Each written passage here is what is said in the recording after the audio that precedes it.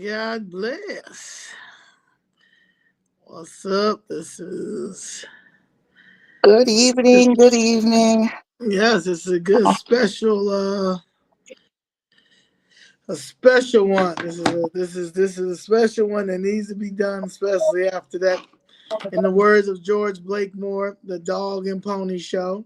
Mm, Mm-hmm. yes. Dog and Pony Show. Wait a couple more people start coming in. Oh, that food was delicious. Thank What? you. Oh, it What's this? was. It was so good. It was so Oh, good. Shout out to Carlita's husband, Thank you. Thank Harvey. you. How can we get in touch with him? Yes, can they make some good Jamaican food? He's Jamaican. Well, Zoe, you know where we are. Just anytime, because we like entertaining. Food is our love language, so we like to feed after the meeting.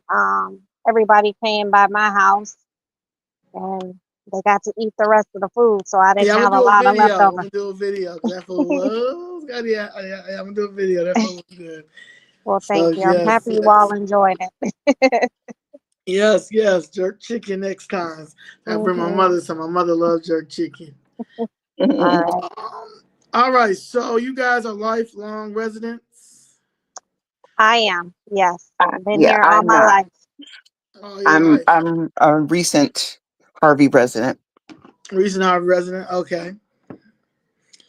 And how long, Carly, your father, is he from Harvey or he just moved to Harvey?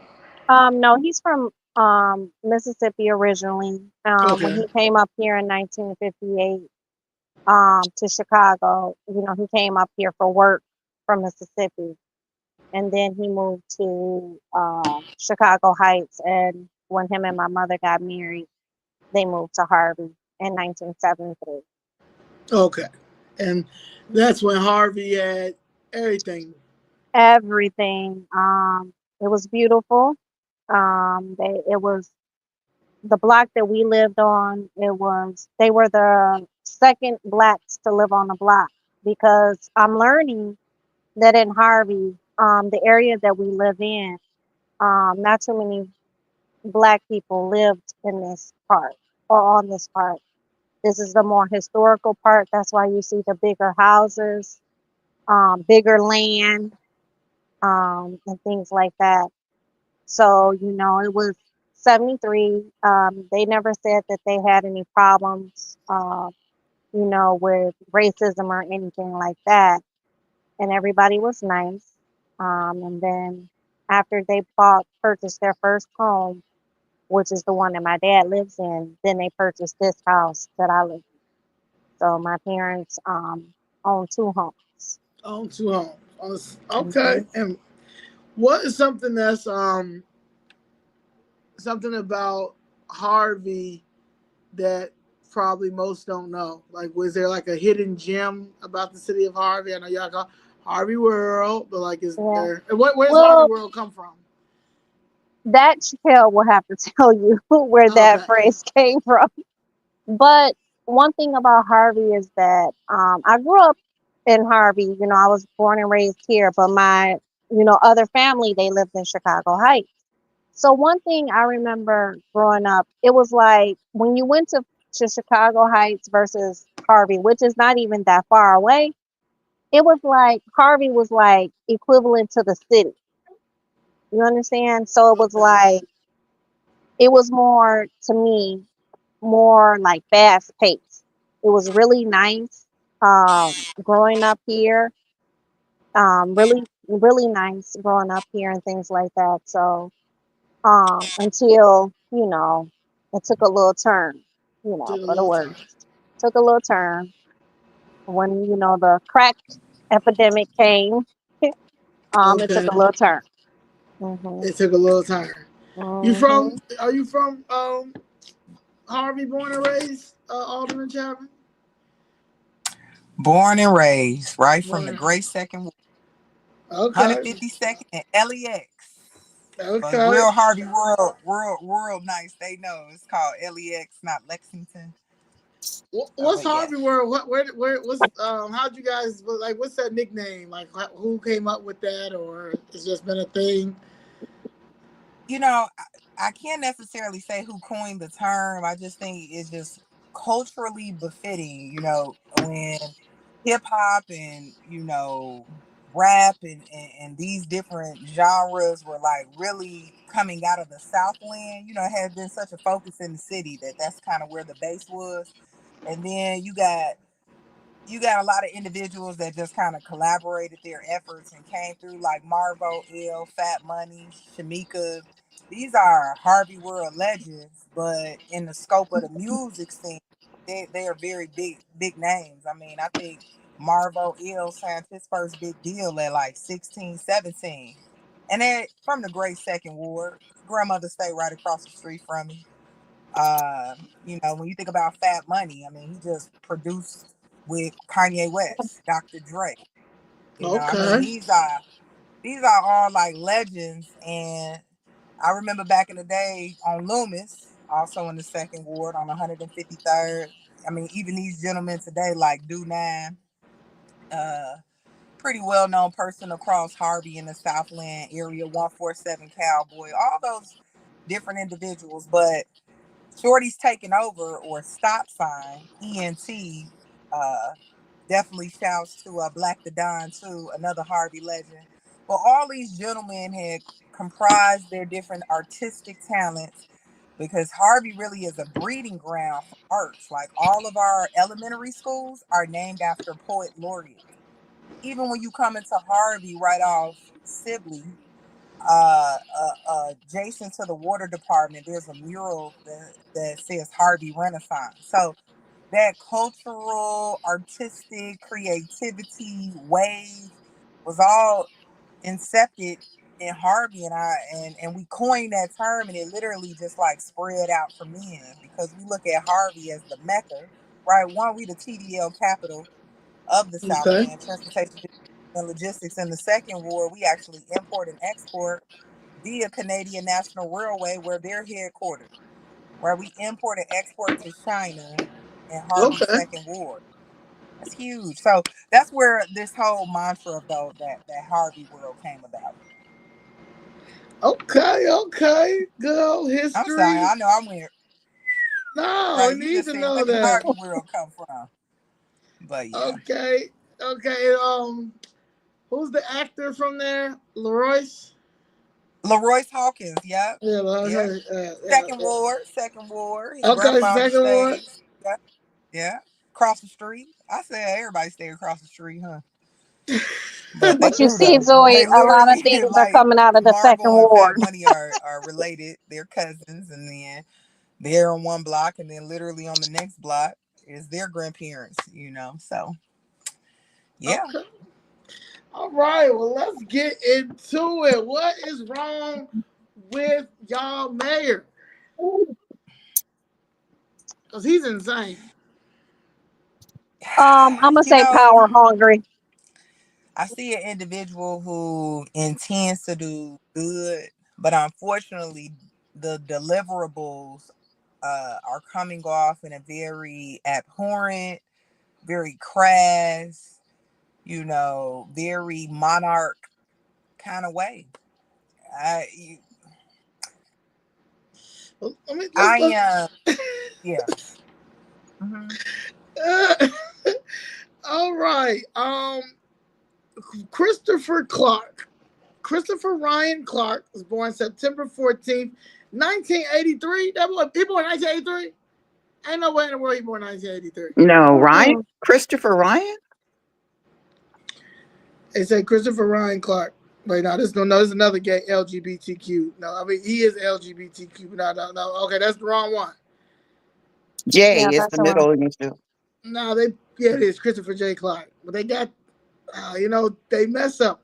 This must be somebody else. He might have Yeah, switched it around because he know that we were going to do this. Because yeah. because I Is he think he's originally from Harvey? 55. Is he originally from Harvey, Illinois? I guess, yeah. I don't know him growing up, but he is older. like not that much older than me, but I guess Thought he he's said at one I thought he said at one meeting he was 55. yeah, 55. Mm-hmm. Mm, this might be another person because they keep switching it up. Because I did all this research and then I don't know, but anyway, and he.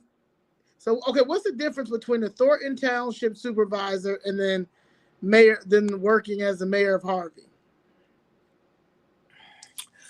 Is I would there a like, I would, yeah, I would say maybe the biggest difference, and you too, I'm sure Miss Glennis and Miss Carlita can certainly give their own interpretation, but from just the basics of what I know and what I've seen, Thornton Township is specific to social services, right? So there are wide spread agencies serving 17 municipalities and providing social service, everything from senior and youth advocacy to um, home support and assistance, fiscally, things of that sort, food. We actually have a food center, in Harvey.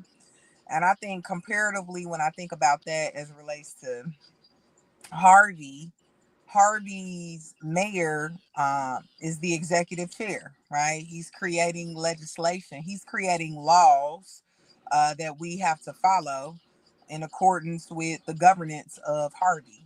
So I would think that that's the biggest thing. One is focusing on the rules, the regulations, and the protocol, and the other is focusing on the services and the opportunities and resources. okay? Um, he was elected in 2019 with 61% of the vote. He was born and raised in Harvey. He said he has dedicated his career to public service and community advocacy. Before becoming mayor, he served as an alderman. What ward? Third ward. Third He was an ward. alderman in the third ward. Hmm. Okay, where he said he worked on local legislation and addressed community concerns. He also is a practicing attorney, have earned his JD from the University of St. Thomas School of Law in 2009. They say Clark has focused on improving city infrastructure, including enhancing street lighting, addressing issues like abandoned houses and public safety, which is crazy because what I've seen, I don't know I don't see that neither. Okay, all right. Um, he emphasizes on community engagement and transparency in governance. Um, he's not he's not relatable. He doesn't come out into the community unless it's probably voting time. As an alderman, um, was he a good alderman? I have no idea. Didn't know him. Chappelle can speak on that. I'm trying to get her on the line. Oh, okay. So that way she would know more because she was more involved um than I was and Glennis, so she could speak on that because she was there when he was the alder person. She knows a lot more as far as the history part Okay. regarding him being an alderman, his other roles as being the attorney for I think the park district and the library board. And I want to know too about Calumet City. Is he a lawyer The over at FOIA, for he ethics? was he wa- he was supposed to be the FOIA officer. I think I don't know if he was let go or what happened. That was just recently, is what we heard. And then he's supposed to be something over ethics, yes.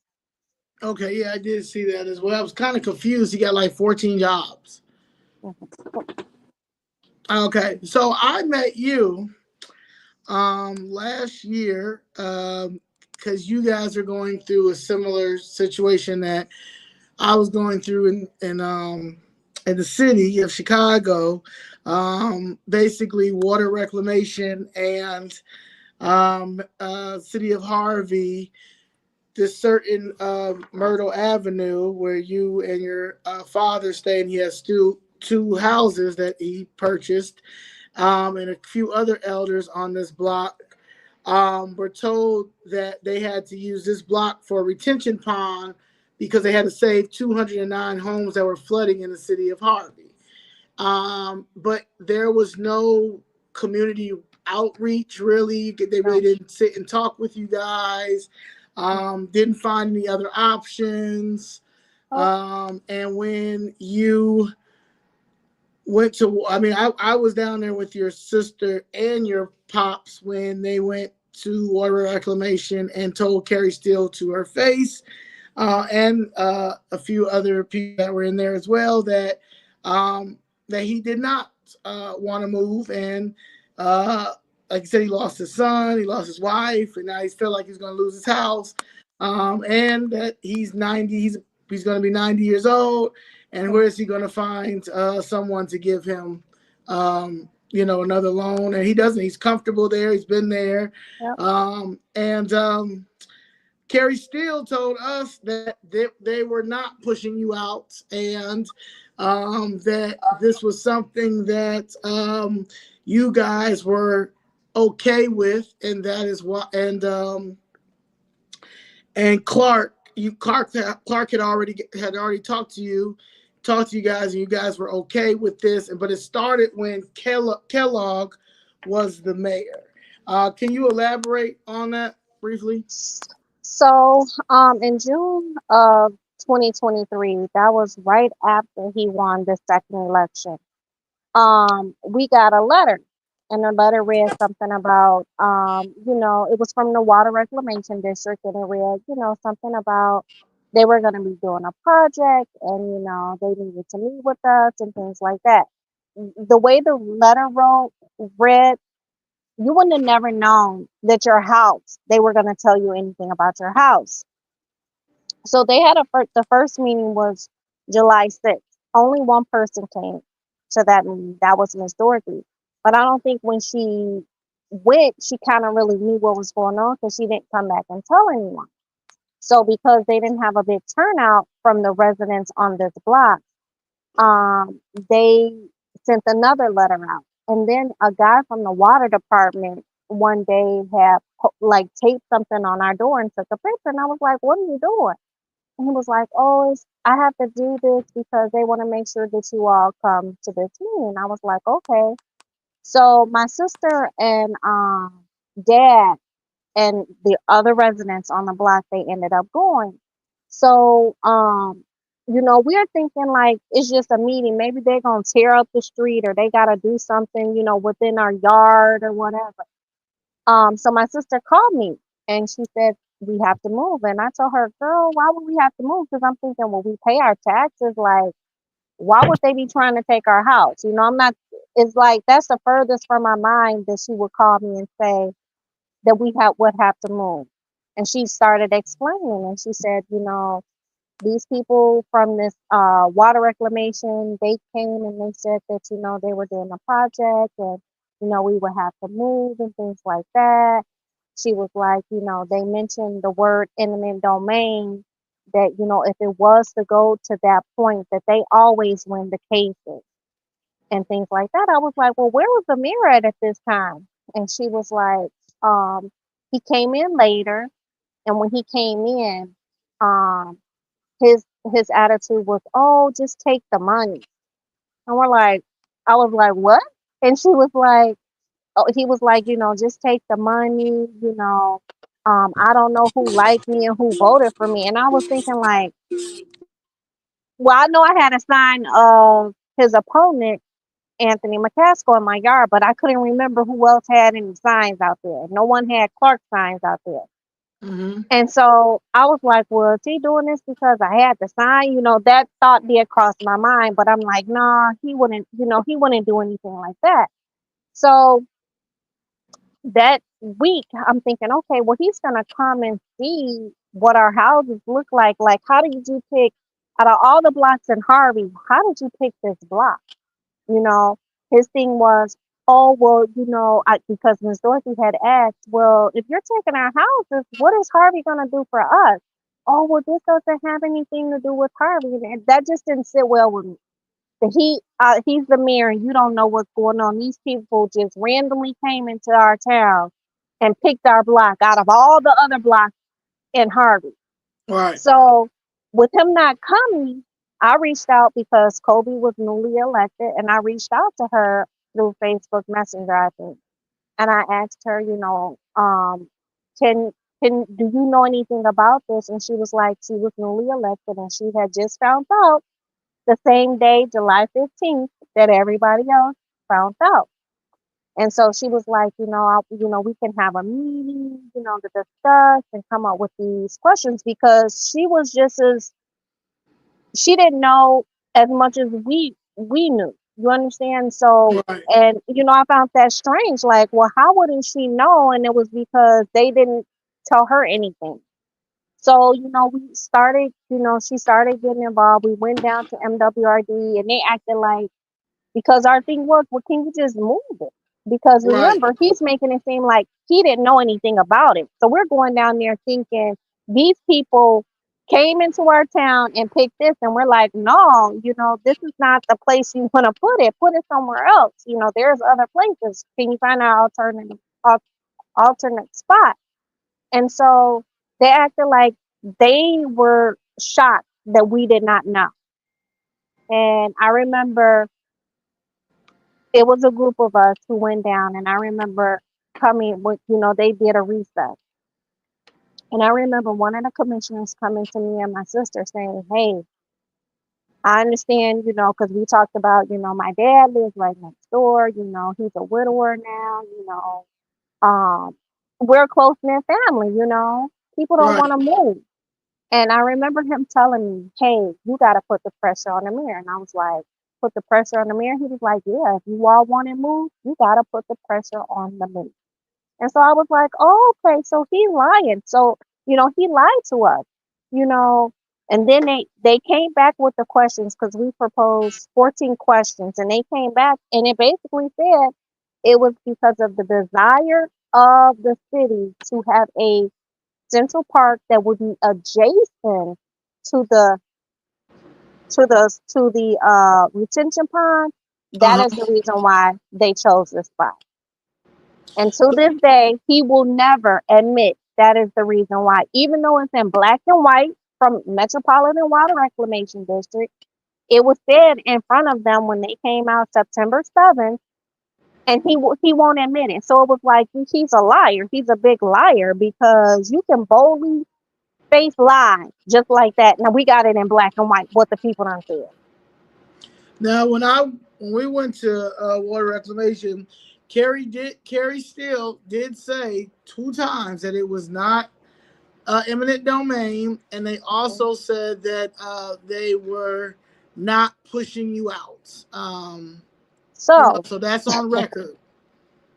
So after that meeting, that my dad and sister had went down there because told them, hey, we don't want to move or whatever. She had us come down there. It was Halloween, October 31st, and we went down there, and we met with her and her chief of staff, John, Yeah, and she was like, oh, well, her hand. we're not, That's her hand. yeah. Uh-huh. We're not pushing, our thing is not eminent domain. Well, give us a list of all the things that you want. And I was like, well, what we want is to stay in our house. We don't want to move. Can you build it around us? Well, just make a list, and I'm gonna give you my personal email. She gave us a personal email. Call me anytime you want. So we gave her, like, hey, we want it to be built around us. If it's not going to be built around us, then this is how much we would need in order to get the house that my dad has and for Right. us to have. But our first thing was we want it to be built around us. We don't want Right. to move. And so John ended up calling me and told me that, well, we think that you probably want to have legal representation. We're like, legal representation? I thought we didn't have to have that. Like, you're not pushing us out. And so we ended up having to get a lawyer, an eminent domain lawyer. Uh-huh. Um, and his thing was, we either take it or the first offer that they gave us, which was not much. We still have a mortgage on our houses, both houses. Parents Right. took out a second mortgage. And that would have been, if we would have took the first offer, we would have nothing to have another house. That's how low. Yeah, so I'm learning all over predominantly black areas, and especially in the Cook County area, that they are pushing seniors out, and they are trying to gentrify and rebuild instead of working with the residents in the areas. They're doing it on the south side here. They're doing it on the west side. They're starting to do it up north. Trying to do it in Pilsen, which is a predominantly Mexican neighborhood, because of TIF money. Actually, someone brought up TIF money. It was only me and the other girl, I can't forget her name. She spoke, but she did bring up TIF money. So she's familiar with TIF money, and I'm pretty sure you guys have a lot of TIF money out in the Harvey area, because it is a very blighted area. It's so many abandoned buildings. It's so many abandoned churches. You guys don't have a grocery store. It's just basically waiting for it to fall so he can do whatever deals he's trying to do with whoever developers he have. And like I said, Carrie Steele and a lot of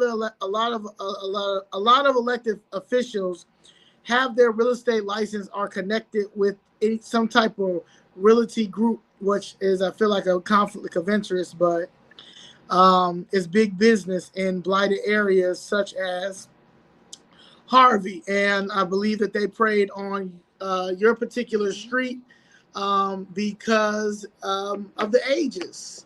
Yeah, because Um, majority of the residents that were homeowners, they were elderly. The other residents, they were renters. Because John mentioned that too. Oh, well, you all are the only ones that are complaining. Well, that's okay. That's their business if they don't want to fight for their house. But the other residents, out of the 5 or 6 that were homeowners, they're renters. So it doesn't matter to them. They have a landlord who, okay, as long as you give me money, they have no emotional tie to their home. You understand? So it's right. like it didn't really matter to them. Yeah. Yeah.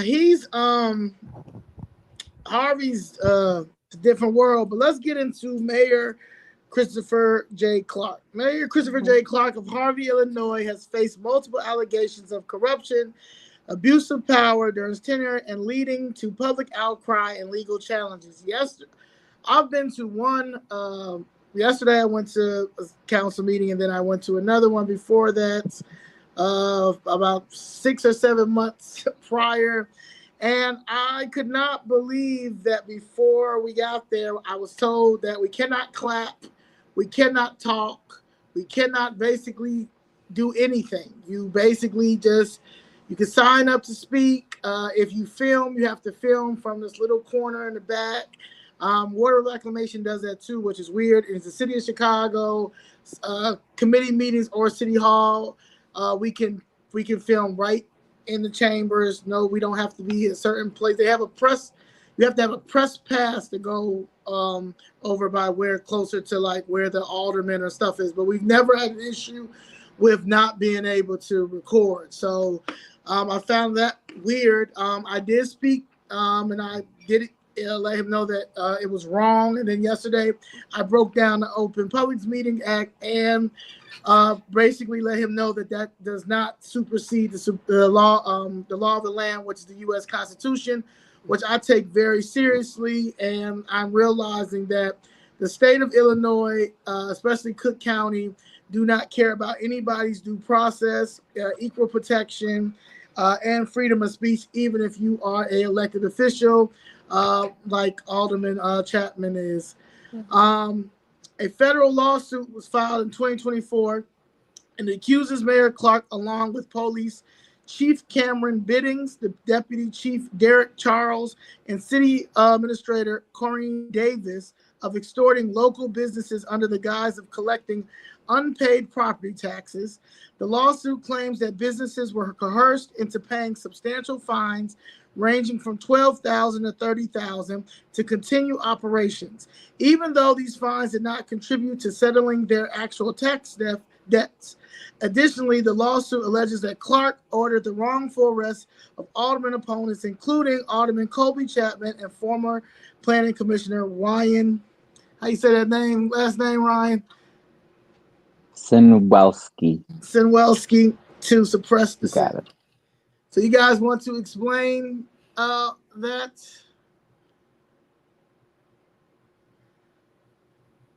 I think Kobe's back on now. You guys want to the lawsuit that was filed? Yeah, but Ryan, you can go ahead if you'd like to, start off with that first, or either one. It doesn't matter. Yeah, that was the first. Mayor Clark was reelected in 2023, and I think we all noticed that even though he did a lot of things that were shady and not in the best interest of the city during his first term, he definitely ratcheted things up, I would say, after he was reelected in 2023. So then I was arrested in last June for simply, covering.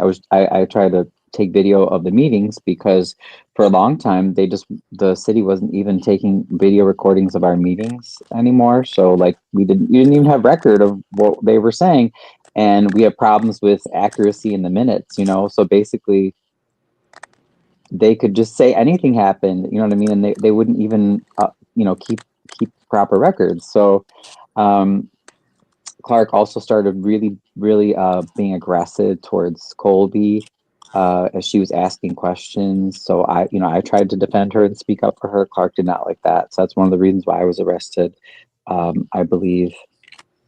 And we had the extortion scheme against the businesses.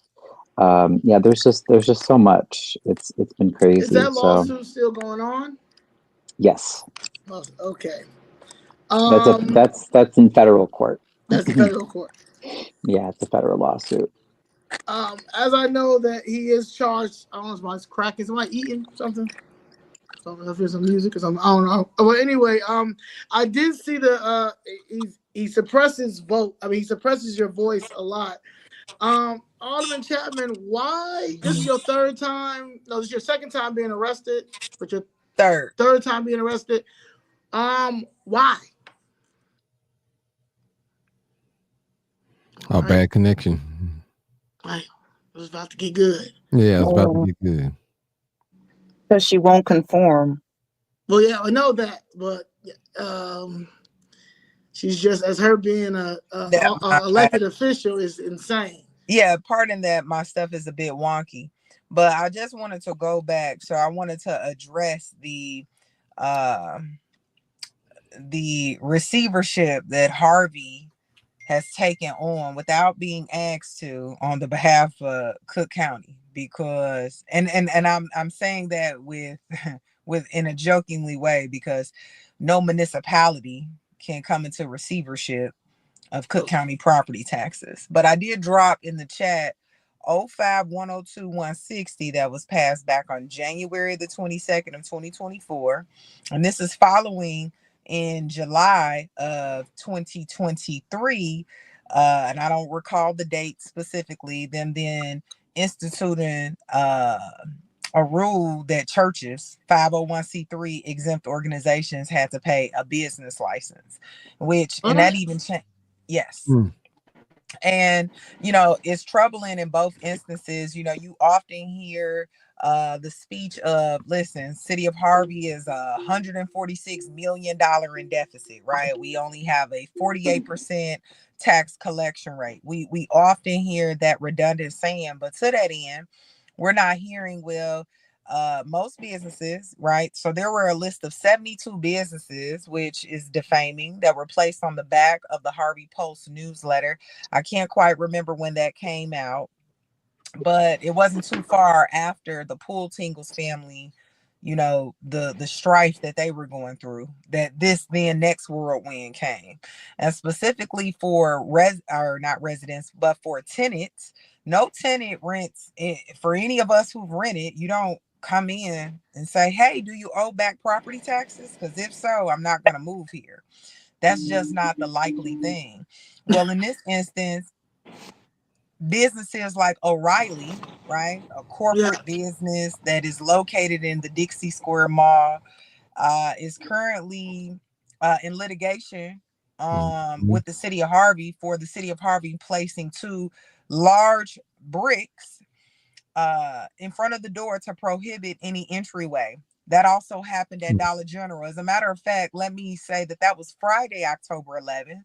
That was the second arrest, and that's when everyone on this line, they gathered in the parking lot where those bricks were placed, because I could not come back into the city of Harvey. I was ran out the city of Harvey for 5 days. Right, the incident that occurred on Wednesday, August the 14th. The then next arrest occurred on Thursday, August the 22nd, as I approached walking into my church at 15446 Lexington.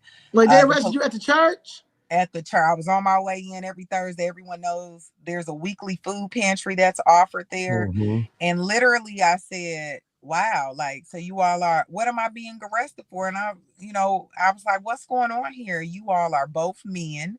And where's the female at? And they said, I said, well, I don't want to get in. Right. I've seen enough that has happened in the world, and I'm a little nervous. And they said, well, you got to get in. I was like, I can't. He said, remember, I asked you to come to the police department. And this is the same officer that had arrested me 3 times. He said, and you didn't come.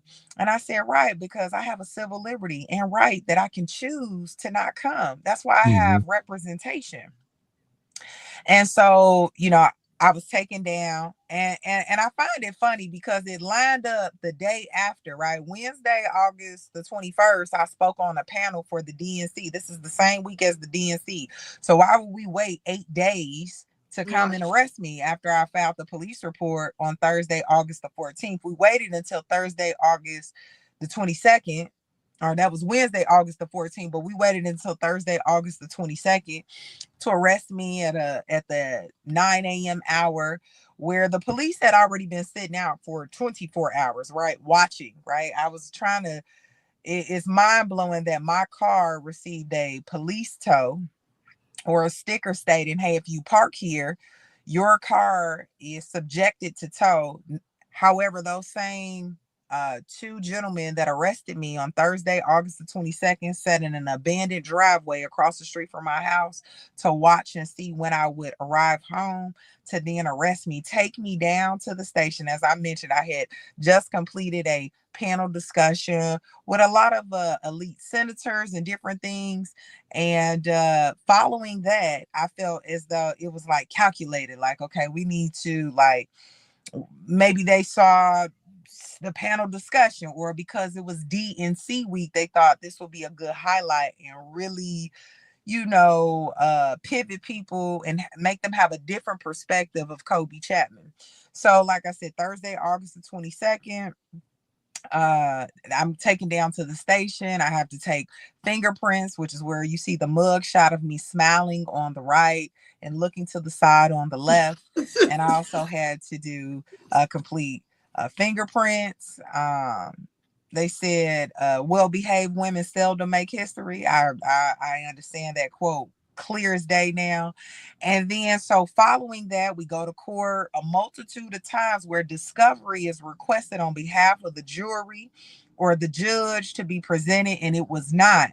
But fast forward, so that's Thursday, August the 22nd. That's the arrest. Fast forward to Friday, October 11th. We were just in court Wednesday, October 9th. No discovery presented.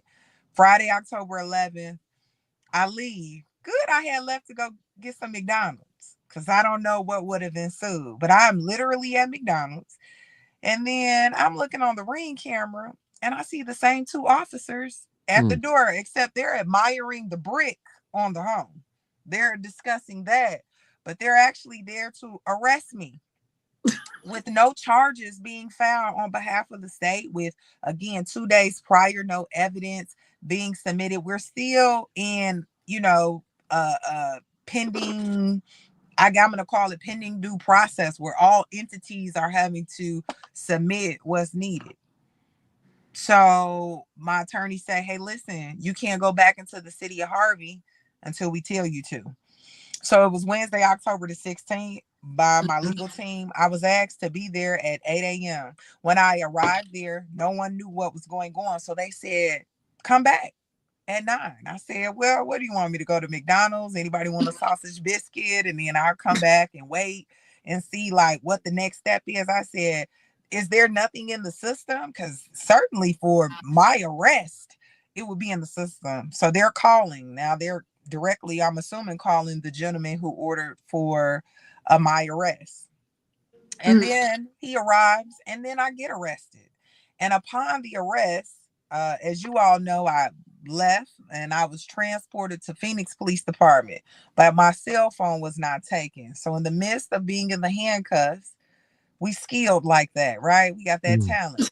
I reached in that back pocket and went live. And thankfully for this platforms like these are the things that save lives. Because again, I not knowing what could have happened or possibly happened, or the fact that I'm being taken to another police department, I think that says a whole lot. Why can't we go to our own police department? Not that I want to be in any police department, but those are several red flags going off.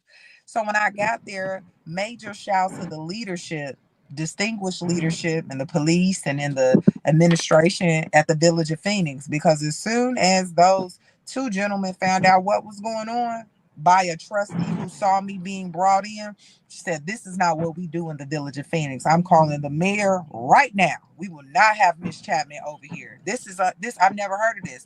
While I was cuffed, they didn't put me in a cell. I was cuffed to a pole, left there based on Phoenix saying I couldn't be. I was then taken back over to Harvey, and I sat in a room for about 3 hours until my attorney arrived and I was let go. And so when I think about even in the latest attempt, I simply was just trying to ask, right? Earlier on in the council meeting, there was another increased fee, right? This time was for municipal a municipal gas tax, right? But this was for your, having a night court bill, your regular gas bill. Well, Harvey will take a tax atop of what your already bill was. So my question was, how are we allocating those dollars? What was the need? There was no explanation or breakdown. So I simply wanted to ask that. And when there is a Robert's Rules of Order motion to call a question, ultimately that prohibits any debate or discussion on the council floor. My following statement from there was, okay, motion to postpone indefinitely, wanting that to not be allowed any further so that we could have discussion on the council floor.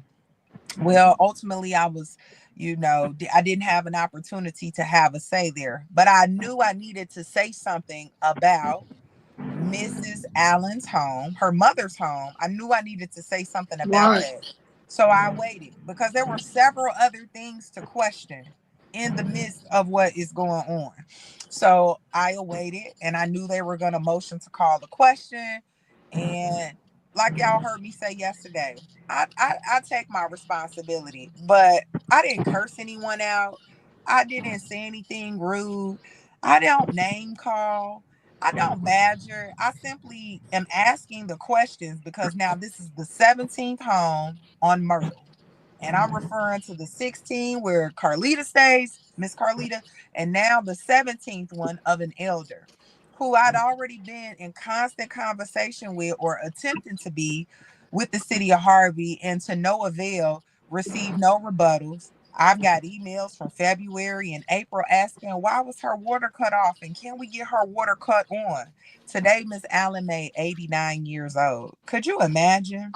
And so as I'm asking, I'm saying, Miss Allen, I apologize because she did come. She was late for public comment and unfortunately could not sign in. So I'm Miss Allen, I apologize that your home at 60 East 155th Street is being sold today for $2,000 to developers. And unfortunately, you didn't have an opportunity to sign in for public comment. But where is the grace? I remember a meeting that I sat in where you all were trying to swoon this elder to sign off to separate the water lines, a home that she's been in for 27 years and never needed to separate the water lines. So why is it now that we need to do that? Fast forward, here we are just a year and some change later, because that initial meeting was on April 23rd. It was Earth Day. And so here we are a year and some change later, and now it's the home being sold for 2,000. And so that was my reasoning. And as we heard Miss Allen's story, and many have reported, how are we even selling a home for $2,000 is mind-boggling to me. It's just mind-boggling. So that's where that came from. Literally, you are prohibited from talking. You are prohibited from exercising your First Amendment right, which is freedom of speech.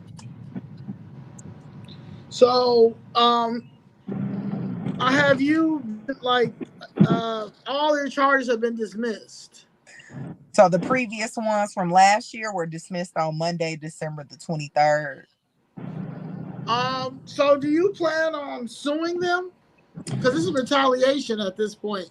Yes, and so I know, our legal team is working the schematics of that out, but as you know, we already have pending litigation. And this just kind of adds the fury to it. Are you like because you have you are elected official, so you have limited legislative immunity. Like the stuff that they're doing, like just like he has immunity, even though he's violating civil rights, so he can't. So that immunity is out the window once he violates civil rights, or if he like attacks somebody physically or something like that. But elected officials, yes, they have immunity when it comes to certain things, but you still cannot violate the U.S. Constitution or do something in retaliation. And yours, like they're violating the civil rights law, Section 1983. And I when I first, I really thought like I was in like a horrible parody. Like, ain't nowhere in the world people like elected officials is really getting like locked up like this. Like, there's no way. Like, ain't no way. But to really see that you've been getting arrested and seeing your mugshot came out faster than I think they put that mugshot out before you even took the mugshot. Like, what? Like, how does this make you feel? Like they arrested your mother, last week she has a lawsuit. Like, how does what? Could you all imagine like seeing like I'm already sitting there, right? My chair is facing out.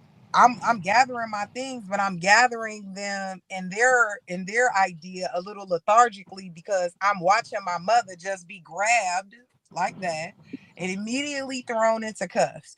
So naturally I'm freaking out on the inside because that's my mother. Right. That's my mother, and we all came from our mothers. Right. And just to have that type of crude that not every parent would shout out for their child. Please let my child go. Please let my son or daughter go. That's all my mother did. My mother didn't incite anything. She wasn't rude. She was not asked to leave. She was simply she was just simply mandated to move about accordingly as to the same way her daughter was treated. So but honestly, I'm so thankful because it's these individuals, is those like yourself, is the Miss Glennises, it's the Ryans, it's the Chappelles, it's the Mr. Martins, it's the Miss Carlitas of the world that allows things like this to edify and resonate. And it's unfortunate that it's gotten to this point where we now, have to really put forth our best efforts. But this is sometimes what it takes. And I'm happy about the stance that I'm taking in Harvey. I really am. I'm happy to be in fellowship with individuals who really are altruists, who really have a care and concern for the social welfare of others. And my eyes are focused on the windshield, like I said, not the rear view. You know, I'm pushing forward and moving methodically, right? Moving with an action plan on ways that we could combat this atrocious behavior. So, Have you reached out to Attorney General Kwame Raoul? I mean, we've submitted several submissions online. Back Oh, in y'all can't find him either. Yeah, back in January, we actually went to the office because that was when we were first censured. Actually, that was a tabled censure. But similar to yesterday, the room was filled with over 100 people, um and following that, you like and the immediacy of ending everything. That's the same thing that kind of happened back then. And so myself and Alderman Tracy Key, we went down to that office. We went to the Attorney General's office and tried to gather some insight on what protections we had in place. And Right.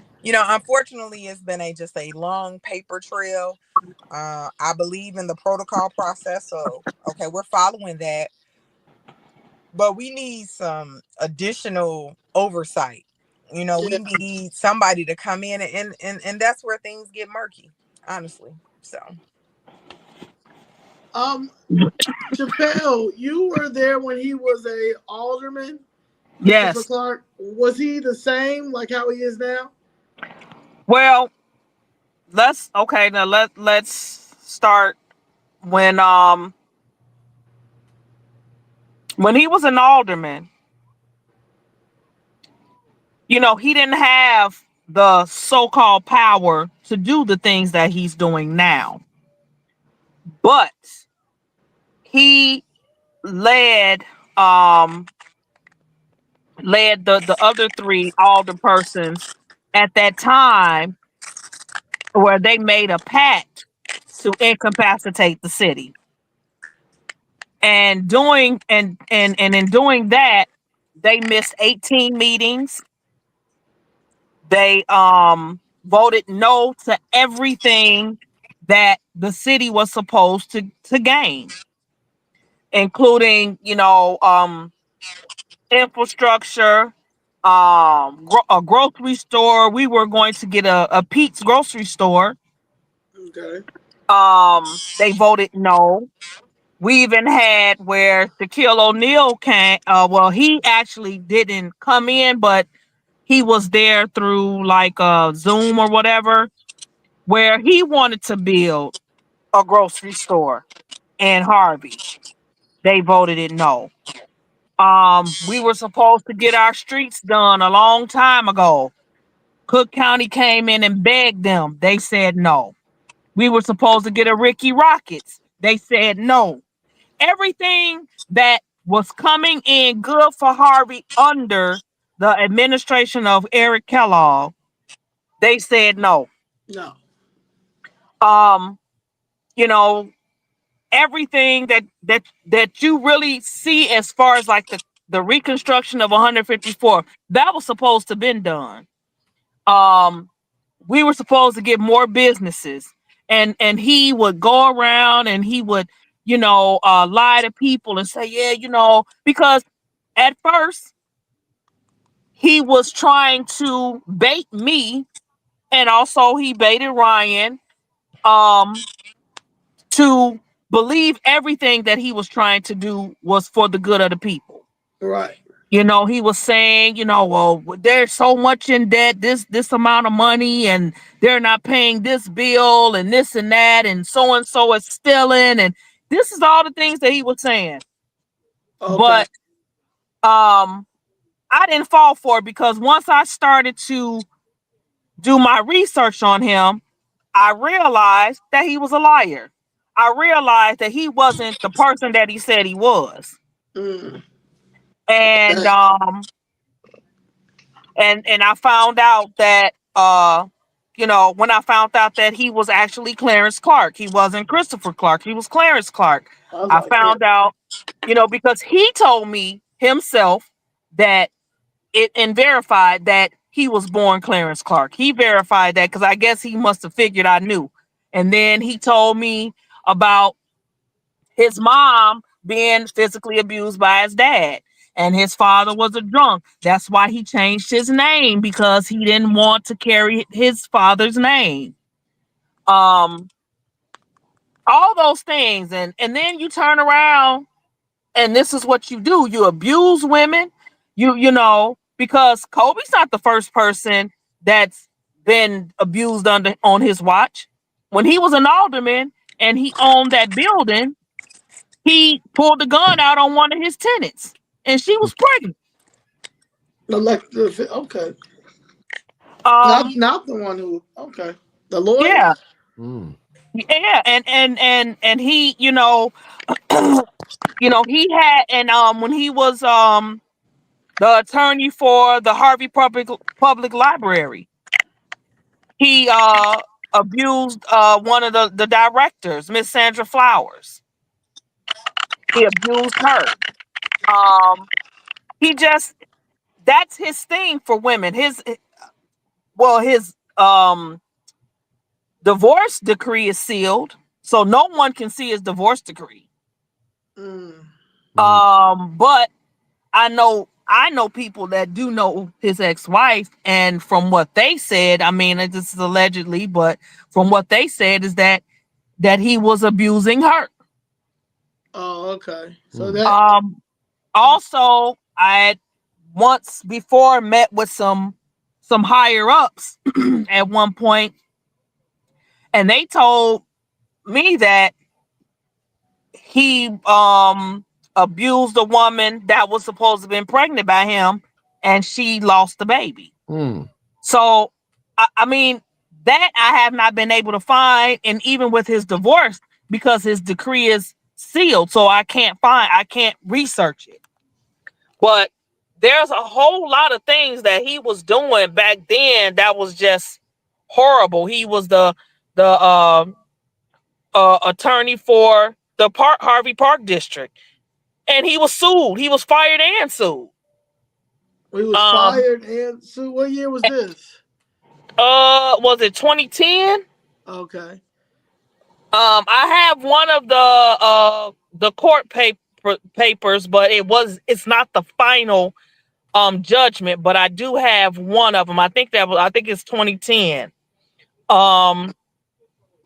Also, he was the attorney for building and planning under Kellogg before he became an alderman, and he was fired. He wasn't doing his job. I know quite a few families that had hired him as an attorney that they lost big time. They lost, their livelihoods. One person lost their children, the custody of their children, because he takes their money and he doesn't show up to court. Well, clearly he's a terrible. I mean, he's violating all of y'all due process.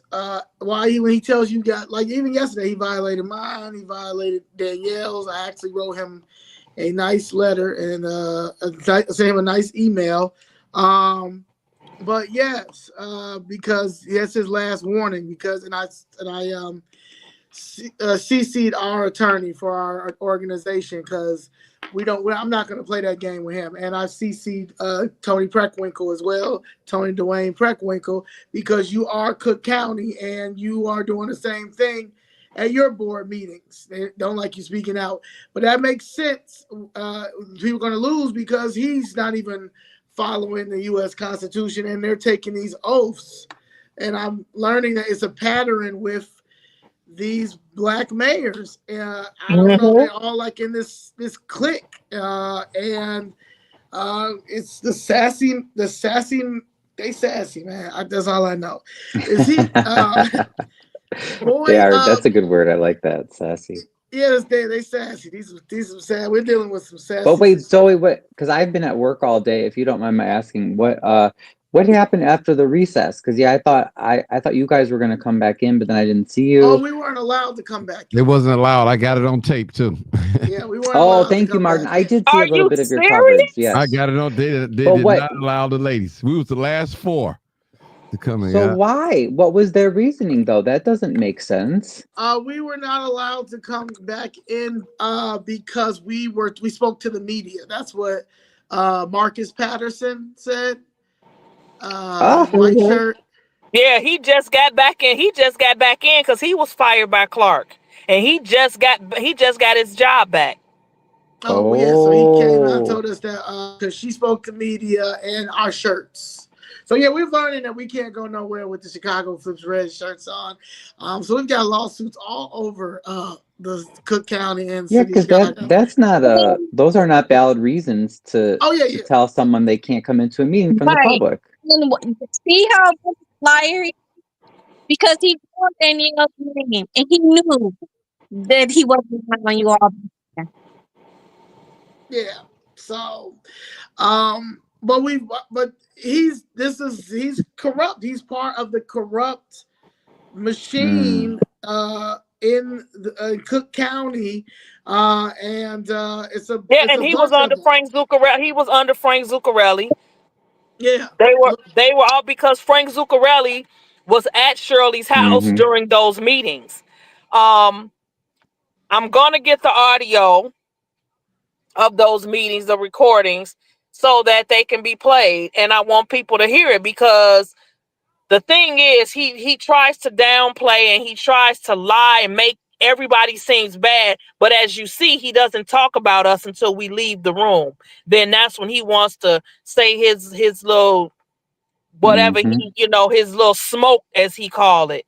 But None of his meetings are recorded. Like we have to like if we go in there, like Ryan records them when he's there, but like none of yeah, them are it's on recorded like YouTube. how we can get ours. The city of Harvey has a YouTube page. Okay, so all of this is on there. Yep. Okay, I gotta get okay, that's good to Yeah. know that. Hopefully they should. They started doing that, but for a while they just dropped all coverage. They would record it, but they wouldn't post it. But do be aware, sometimes they will cut things Edit out it. that they Yep. don't like. Yeah, Yeah, that's why I a always come in lawsuit. video. That's a lawsuit as well, but it's a lot of lawsuits there. But y'all only have $17.25. So Right. I mean, I have That's a it. question. How his police detail? Now he has a serious security detail, right? Yes, 24/7. 24/7. If you go by his fake house, you'll see the police sitting there. Okay, and he leaves the car running. Mm-hmm. Yep. While he leaves his car running while the city council meetings is happening. Mm-hmm. Right, because apparently our mayor of a city of 19,000 some people is so afraid of us, of something, of my question is, well, who have you been screwing over, Mayor Clark, that you're so afraid that you Everybody. have to have 24/7 protection? You got to have your car ready to go. It has a special mayor plate. You're chauffeured around everywhere. All the windows are tinted because you got to be top secret. We, to my knowledge, we only have one of those flashing cop cameras, and it sits right behind his houses that he owns, but he doesn't even live in. Like those should be put in high crime areas if you're gonna bother to even use a camera. But no, he has that. By that fake house, this high crime area because there's been people killed on New Year's. That boy was killed right down the alley from him. Right. You know. So he gave a check. What was that check that he gave to someone? Was that out of his money? Supposedly. Well, supposedly. Are you allowed to do that? I don't think that's ethical, or it could possibly be illegal. To me, at least, it seems to be unethical because since we don't have access to the city books, why? Like Clark says, oh, I'm doing this because we don't have enough money and I wanted to expedite the demolition of this house, but we're not able to verify. he says we don't have the money, but we could have the money for it. We don't know because he refuses to show us. And then he put us on the hook as the taxpayers. He said, well, I'm going to put the bill, but you guys as the taxpayers, you can pay me back later. But don't worry, I won't charge you interest. But we don't see any of the receipts. So he could pay $20,000 to demolish the house and then charge us, the taxpayers, $500,000. And we would be none the wiser. How would we know? But So trust who's and the believe he treasurer? ain't use his money. He didn't use his money. So who's the treasurer? Is it Aisha Pickett? Yes. Yes. Okay. And is she a good one or a bad one, or we don't know yet? I mean, she don't say nothing. There's no way I'ma sit there and just take all that heat. I'm sorry. That's not my style. I'm just not gonna take it. And the way he dogged her yesterday, threw her up under the bus and just said all this stuff about how she's not capable of doing her job. And she, it's crazy. It's So, just crazy. So I don't know why she doesn't speak and don't say too much of anything. And she's been dealing with this since 2019. So go so in figure.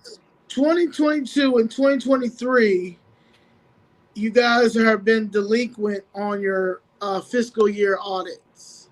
Correct. Yes. And the mayor doesn't speak on it. Well, he blamed the treasurer. Recently, he started to do that, but as Glynis has pointed out many times, several of us have. So why hasn't he fired her? Well, no, because the treasurer is He can't. elected, but she's He's not elected. being given the information from the comptroller, who is an employee that works underneath the mayor. So the comptroller, Lewis Williams, who is a holdover from the prior mayor, Mayor Kellogg, he knows where all the bodies are buried, as they say. He knows where all the money is. But Mayor Clark will not allow our elected treasurer access to the city books. How can you be an elected treasurer and sit in your seat for, 6 years or something now, and then have the city books kept closed to you? She can't even do her job. Yeah, it's insane. Like this is real. What have you guys demanded a forensic audit? No. I've asked the AG and the state's attorney and the county to get involved. And to that end, I believe that would have to be corralled in a majority vote. Oh, majority of and only two people in there that have common sense. You, right, and Mr. And I want to bring something. I want to bring something else to yes. the attention. Right. These are the things that make me go, because I don't know for a fact, but I'm a big person of pulling context clues. And so also on Monday's agenda, we have a group called J&T Group, who's already acquired 5 properties. J&T Group. J&T Group. Yep. Okay. Well, this past Monday,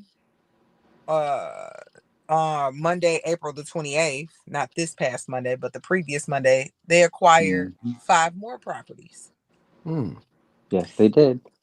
As a part of the acquisition of those 10 properties, their social responsibility to the city is to demolish 1. So I began to think, is the one that they demolished that one on Loomis? And then therefore this loan that was provided to the city, is that the same for this home to be demolished? Is that the same one that was demolished because So if you look this guy up, Could Tom be. Murray. You say that loud and clear. I don't know how. The guy who Say that owns again. J&T Group, Tom Murray. Right. So they got 5 more properties Mm-hmm. Monday, April the 28th, as a part of when they procure or retain 10 properties in the city, they're to demolish one. So my thought is that the one that was recently demolished was the property that is being stated that the mayor provided a check for or a loan to the city.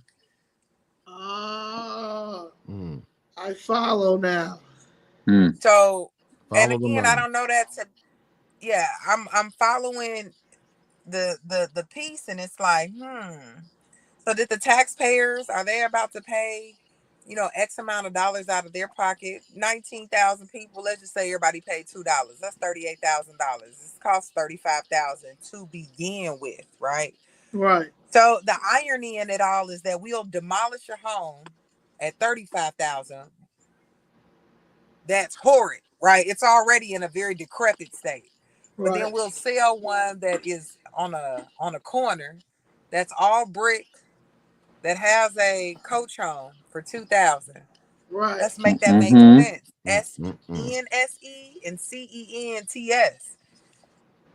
And again, I'm going based on context clues. I don't know these things because, again, in the previous meeting before Monday, April the 28th, that competitive bid was waived. So I don't know who's doing the demolition. Do y'all follow Exactly. me? Okay, so we got to follow that, because I had to do that in Chicago when I was dealing with, my personal fight in Chicago. And I just started following everything, and like I've got all of the pieces. So I'm going to start looking at that, because that and the University of Chicago. See, once the University of Chicago start moving into any city, it's pretty much over. So that's another thing you got to be mindful. And the University of Chicago is out in Harvey. So that's another thing as well. They're doing it here. Then you have that Moss that is crazy, that you have that Moss out there. They're trying to, right now in the city of Chicago, they are on the south side. I just was told that there is a fourth shelter that is on the south side that they are putting the migrants in, and a lot of people do not know. So it's getting bad. But the fact is that they're moving out residents in blighted areas. Like I said earlier, Harvey is a blighted area, but the tax increment financing money, especially now with Trump being in office as well, opportunity zones on top of money. When a Republican gets in office majority time, it's really good for realtors. And it's because of that, a lot of buying and selling and land transfer happens a lot. And that's another thing that you have to be mindful of. So opportunity zones on top of TIF. I'm going to look to see about Myrtle Avenue, because Myrtle, the way they pushed all those people out like that, and even with the whole retention pond excuse, that really didn't make any sense. And that's right by our downtown, our TOD TIF, transit oriented district TIF. Yeah, so that, and you're not that far, which it's like what, a 2-minute drive from the city hall. Right. So you got the Metro train, the big bus depot, and it's right by Ingalls, which is owned by University of Chicago, which I'm glad you mentioned that, Zoe, because a lot of other Southside activists I've spoken with, they always mention that. They say you have to beware. University of Chicago, they do some wonderful things, but their biggest business is not education or the hospitals. Their biggest business is real estate, and that they own so much real estate on the South Side. And for better or for worse, they are willing to buy and hold properties for decades if they have to get their plan accomplished. Because I'm not saying, sometimes university does some good things, but it's just a lot of times we don't know. They're having these meetings with Toni Preckwinkle. Who do you think put Toni Preckwinkle in office? She was the alderwoman from that area for many years. The University of Chicago has all this money that we never see. They have a huge endowment, and it comes from overseas. So, I mean, the university is one of the main reasons that Toni even got her job at the county. Yeah, there's a lot. Like, if we look at history, and history is repeating itself, you see a lot of Absolutely. stuff, especially like you say. Well, I mean, the city is made on redlining. Like even with our mayor, you know, I told him Wednesday, I'm like, you practically like redlining still, but you redlining like you moving us out and moving the migrants in our communities. Like you straight redlining. Like so it's sad to see it, but the issue is we have to get more people in Harvey involved. They have to start coming down to the meetings every day. I mean, every time you have a meeting, every time a city council meeting, you guys, they have to come. Like how yesterday was over 100 people that came. They have to come like that. They have to make that commitment because he has to be removed. If not, you're not gonna have all. It's gonna be a fight because they are pushing people out. They're going to prey on seniors. You know, and there's going to be some that's going to take that bait because they don't have, you know, family or the knowledge or the skin, you know, or the money or just, you know, or the time too. Yeah. Right.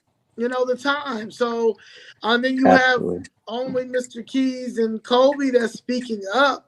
And you got one that just keeps getting arrested, and that's taking a toll on her mother because she's not going to be able to continue to deal with that as well. But also, you know, we're probably going to have to all go to Springfield. We're probably going to all have to take a trip to Springfield because it's happening all over Cook County.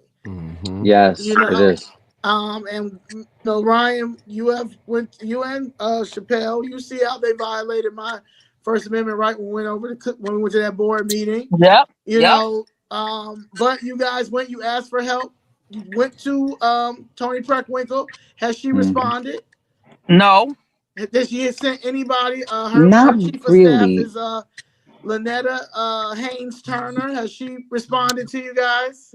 No. Well, okay, now after that meeting that we went down there, Monica Gordon, at the time she was still the 5th district, she contacted me and she said all this stuff that she was gonna, you know, try to get done, and she was going to, help us to, see about the finances and things like that. I haven't heard from her again. And remember, Chappelle, because we were both speaking with her, and she said, what do you could tell Zoe that day, because I think that was the day you spoke to her, you tried to speak. You could tell they were embarrassed. So she came to us after the meeting, to Chappelle and Monica Gordon, and was saying, okay, you know, what do you want, basically? You know, okay, you got our attention. And I said, well, to start, we need the sheriff to come investigate our extremely corrupt and dangerous police department that gets weaponized against residents. And we need the sheriff to come to attend our public meetings so that we don't have this, you know, people just getting escorted out and arrested for like the stupidest things. So I went through probably about 2 months of a time where I played phone tag with the sheriff and all this other stuff, and finally heard from someone. His name is Jason. I'm blanking on his last name, but he works in the executive part of the sheriff. And we had a conversation, but he was very diplomatic. But basically he said, well, you know, we've been doing a lot. We've been pulling people over and helping with arrests, you know, stopping criminals in Harvey. And that's all we're going to do. Don't ask us for anything more. We won't get involved. And I said, thank you. We appreciate that you're assisting, you know, with the rest. But I said, the problem is, who polices the police? I said, our police, thank you for getting some of the criminals. But I said, our police are the criminals. They're the ones that are committing the crimes. I said, well, we can't arrest them. It has to be you. Who else is it going to be? And I've said that publicly and privately many times and asked for help, and no, the county just refuse, which is ridiculous. You have to remember when Clark was an alderman, he used to have the sheriff sit in the council meeting. Yes. With Kellogg.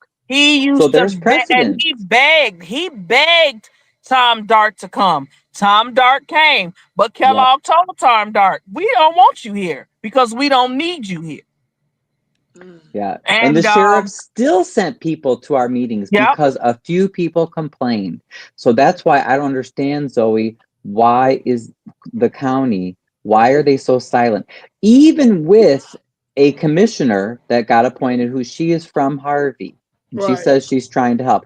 But even with Keisha McCaskill in, well, after she got sworn in, why wasn't the sheriff immediately at a meeting? Like, I mean, how much more could we do? There's literally someone from Harvey who has been arrested by Christopher Clark, she and her husband, and the county still doesn't send the sheriff out. right.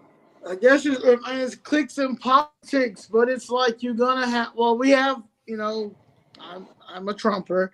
We have a new federal government, and he is stopping all funding, which is a very good thing because no one deserves anything in Illinois until they get a forensic audit. However, I think that we need to call on the Department of Justice because that's the only way that you guys are going to get any type of help. Yep. And because it has to go to a federal level. You have nobody, he thinks that he's untouchable, and it's totally that's totally untrue. The consistency of residents in Southland, on all of Southland coming to it should be flooded. It should be outside. Everybody should be out. If people can't make it inside, people need to be outside. You understand? Because Harvey people have so many great memories of Harvey. And the fact that you guys don't have a grocery store is insane. But it's because he's literally working with whatever developers, and J&T Group could be one of them, University of Chicago. Because I'm really going to do my research. Probably gonna have to do like a part 1 or part 2 of this. I'm glad Martin is on here too. I actually am honored for right, you Zoe. coming, so thank you. But yeah, because this needs, like how they got the same energy what they did with Tiffany Henyard needs to be just on Harvey, because this does not make any sense. And it's gonna happen. Like, it's about to be the summertime, and I'm gonna call on the federal government. Me and Danielle and a couple of members are going to DC in June, because that's my thing. I will protest until I get Trump attention, because this place, Cook County, needs to be investigated. These people need to be in jail, in prison, just like how they have Madigan and Burke. These people need to be in prison, because not only are they elected officials and they are, Black, it's just embarrassing how they're gatekeeping and how they do not care. And they take these oaths. And if anybody that doesn't go with their agenda, that's elected officials like Mr. Keys and Colby, they chastise you and do stuff like put you in jail. Like, how many disgraced 50? I called him alderman down in Chicago, the disgraced 50. I wish that the Byron Citro Lopez and them, they need to be in jail. The police need to take them to jail. The fact that I've been locked up 2 times.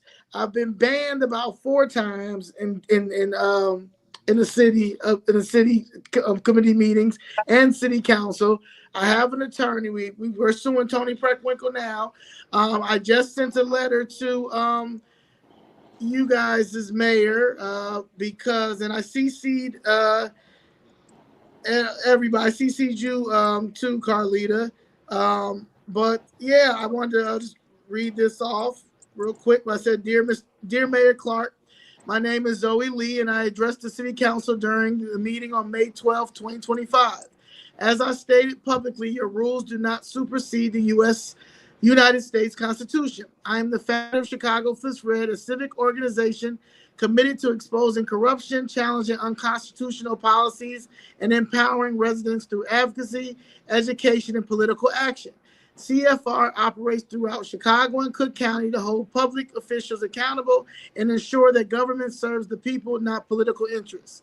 During Monday's meeting, you instructed everyone to leave the chambers after attendees clapped in response to my comments and those of another speaker. This occurred before our third registered speaker, Danielle Carter Walters, could speak. When attendees were later allowed to back in, Marcus Patterson told us we could not re-enter because we had spoken to the media, specifically Fox 32, who approached us with questions. It was also made clear that you did not want the individuals wearing Chicago Flips red shirts to return to the meeting. This targeted exclusion of Cook County residents affiliated with CFR shows retaliatory intent and viewpoint discrimination, both of which violate our First Amendment rights, established grounds for legal action. As Cook County residents, we help fund the salaries of elected officials and public employees, including the Harvey Police Department. You do not have the authority to suppress public expression, deny media access, or punish peaceful civic engagements simply because it challenges the status quo. Looking ahead to the next meeting on June 9th, 2025, let this serve as formal notice that your actions and rules must comply with the Constitution. Selective enforcement, silencing dissent, and political target will not be tolerated. I have CC'd my attorney on this email. If our rights are violated again, Chicago Flips Red will pursue legal action against you personally, the city of Harvey, the Harvey Police Department, and Cook County. Because I'm not playing with them, and I will sue them, and I will help others sue them because he cannot do that. You guys can clap. You guys, if you guys don't agree on something in there, you're allowed to be like, nah, that don't make any sense, and something like that. Absolutely. You're wrong. Yes. So that's where it starts at, and I had to do this. Because you sent a warning first. So I sent it to Tony Preckwinkle, to her chief of staff, to the Harvey Department. I found the inspector general, the federal inspector general. You guys don't even like the guy they say you have is Mr. What's it called? Anthony Reese. Is right. your That's correct. But I have spoken with at? him. He's a nice guy, but he is very honest. He says, I work for the mayor. So he really doesn't have the power to do anything because he's subject to the mayor. So a true inspector general has to be independent. Yeah, so that doesn't make any sense. But I CC'd him. I CC'd the Cook County. And then Susan Haling, she is the state inspector general. And then Michael Horowitz is the federal inspector general because it's something has to be done. When is he up for re-election? 2027. All right, so we have to work on getting him out. And you guys, you have to work on getting him out because he has to go. If the feds don't come pick him up first, that has to happen. But also, we got Zoe, we got to find a replacement as well. Somebody that run up and just going to challenge him too as well. Not just get him out, but we need somebody to challenge him as well. I think Harvey Chapman. And we want to get the alderpersons out. The other 4 alderpersons we want to get out. Right. So do you guys have anybody in mind when it comes? You don't guys have to say it on here, but like, do you guys have in mind when it comes to the alderman and the mayor? Oh yeah, we've been discussing it. Yeah. Yes, definitely. It's not too early. in 2019, I ran against Dominique Randall for 5th Ward alderperson. But at that time we had it wasn't just a head-to-head, it was a primary. So it was like 7 of us that ran. So he and Julius Patterson Jr., they end up running head-to-head, and Dominique won. But at that time,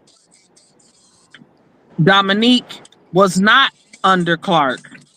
And so, we did, once the 2 came up in the primary, we did push Dominique Randall because at that time he was not under Chris Clark. And in 2019, he Tyrone Rogers Marshawn Tolbert, they were being like humiliated and dogged out by Clark. They pretty much, they were rookies. They really didn't know Robert's Rules of Order.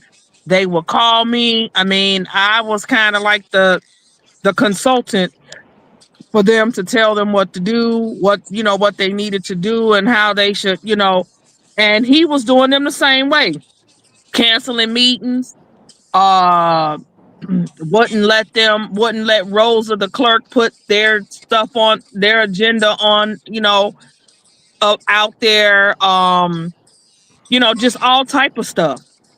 Um and then they turn around and they flipped on me. Mm-hmm. I They don't did. know. Well, I don't know why, but I mean, I have reasons to believe why.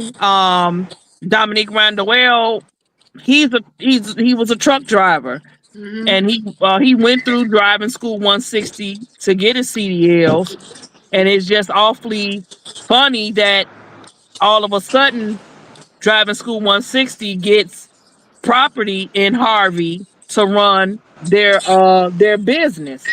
Okay. And Mm-hmm. then he's working for, he was working for them. He was a driving instructor.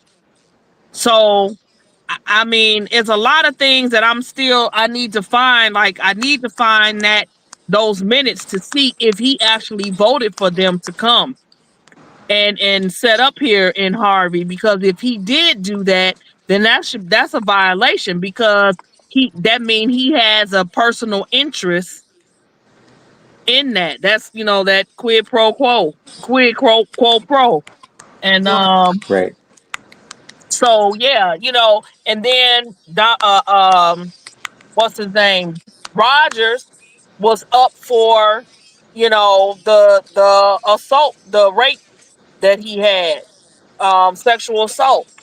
And, and the thing that was being told, I guess you gotta say allegedly or whatever, is that it happened in City Hall, in the Oh, basement of City Hall.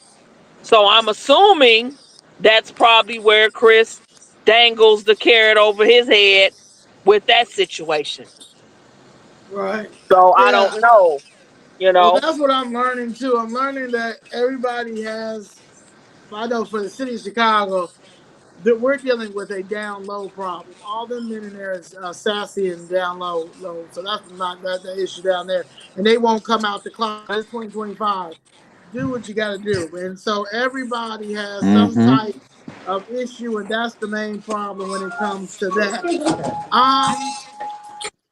You said, is that in Chicago, Zoe? Oh yes, yes. If yeah, they man, that's a whole nother story. I said I was gonna do my famous Friday on that, but Ah, that's the issue that we're dealing with. And if they come out, we probably would get some more things done. But they keep using their wives as beards, and I think it's going yep, around everywhere. I think a absolutely. lot of people is a lot of these men that we're dealing with the down low problem, and everybody Thank has you. something on somebody, and they Yep, can't come out because they are pastors or they're yep. married or da da da da da. But we're getting we're getting the shit in. We're getting everything. Like, they're not helping us, and they can't help us because they're scared of what's going to come out of their closets. That don't got nothing to do with me or you or our taxes.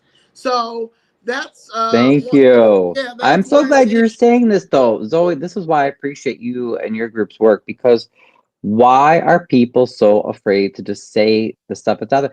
I always say, I can't tell you how many, especially local black men, hit me up constantly on the apps, and I think this is probably one reason that Clark goes after me, and their DL, and I mean, I hear and I talk to people, oh yeah, I had sex with this big politician, I've been with this pastor. I mean, they're not really even hidden, okay? Yeah, It's not even that secret. But a lot of the mayors give power bottom. Thank you. Yes, usually the guys who are these often black male politicians. It's not only black guys, I'm saying, but you know, they will tend to be the most macho, like a Mayor Clark, you know, and go after someone like me who's just like, I don't care if someone's gay or they're not. Don't make it an issue. Like you said, get the job done. But they're the ones that have to be the most macho. I have to say, throw her out, throw him out, and he's bad. And they have to like prove their masculinity. It's like, what is your problem? If you like being with men, just accept it, you know. But then they're taking out all their personal issues like on us, and they can't do their job. Yeah, especially when the Democratic Party is LGBTQ friendly, so I don't understand. Right. But he does hang out in Boys Town a lot, so maybe he's gonna come out soon. However, you cannot disrespect and violate people's rights, and you are displacing people at a rapid rate, and that is because they're trying to take that land. That's a lot of TIF money. I'm actually going to start researching to start talking about the TIF zones that you have in Harvey, because that is the problem. Carlita, they were doing a retention pond somewhere else in Southland too, right? Yeah. What'd you say? Robin. Did they displace anybody? No. The one in no one was displaced. Mm-mm. And Zoe, the one in Robbins is huge. I had one of the they're putting us to shame right now, because Robbins, people often think of like Robbins, Harvey, Fort Heights as the worst. But one of the gentlemen he was a supporter of the new mayor. He was like the youngest mayor in Illinois. So it was this young black guy that was elected. So this gentleman gave me a tour. He had supported him, and they have a network there. They are putting us to shame, okay? For a city that is half our size or less than half our size, they have this huge MWRD project that's going on. It's ginormous. No one's being displaced. No one's getting a crappy deal on their property. He said, oh yeah, we have our villages working together with the park district, with the schools, with this, we're doing this, we're doing this, we're doing that, this or that. So we know Robbins is a majority black community too. If they can do it, and they're so much smaller, they have way less to work with than we do. So we know that towns can be successful. You can't say because an area is mostly black, or there are people that, you know, are mostly kind of average to low salaries, that it's always going to be bad. No, I see firsthand, like Robbins there. I said, you guys are going to be great. Just wait, give it 5 or 10 years, because you see they have things moving like they should. Yeah, that's crazy. Yeah, that block, but that block has history, right, Carlita? Yeah, it's a lot of historical. Yeah. And then you can tell her about the church. And you guys are still on the block, the last people on the block besides the lady, the 89-year-old. She just made 89 today. She's still on there, but they sold her house today for $2,000. She's on 155th. I mean, 155th. 155th, right? 155th. Okay, because it's going in and out for you, Carlita. I can't hear you. Yeah, your mic going in and out, Carlita. Yeah. Okay, and so $2,000 they sold her house for today, and so but Carlita family is still the last family that's on that block. So Zoe. Yes. And the panel, I want to say this. I got a call a few days ago that I still haven't heard from to confirm, but I was told that the MWRD in conjunction with Cook County was I guess they want the Miss Allen's property.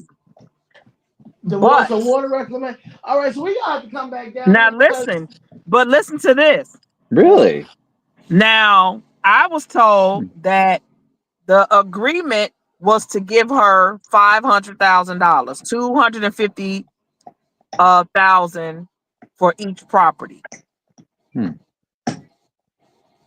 So, and I heard that it was approved. So where did the rest of the money go?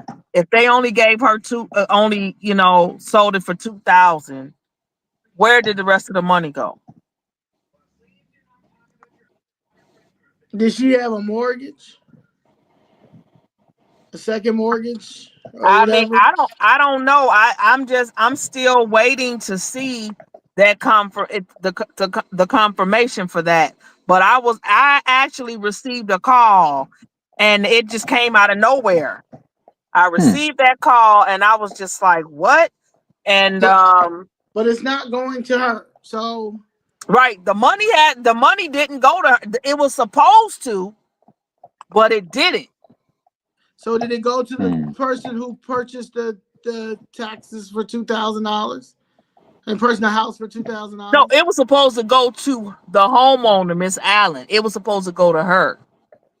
Yeah, but I'm saying this. You're talking about the lady whose house was just sold, So right? for 2,000, yep. Yeah. So I'm saying that the person who's, because I know her daughter was saying that they were having her signing things that she did not know and all that, because that's what they do. Mm-hmm. The person who sold, do we know who the realtor or the person who purchased her home for $2,000? It's what, Blue Estate? Mm-hmm. Yeah. Did Blue Right. Blue Estate Estate LLC? Did It's a, Blue a Estate company based in LLC, let Orland me write Park. that Yeah. down because I gotta look that up. Blue Yep. Estate. Did Blue Estate LLC. take that money? Yeah, Uh, I don't know. I'm still yeah. trying to find out. I'm gonna say these are And because questions I that was need supposed to answers. been receiving a call, but I have not received that call yet. And I think I gave them a grace. So it's time for me to start making the calls. Yeah, because they might have been doing that a lot, taking people's homes, sell, Right.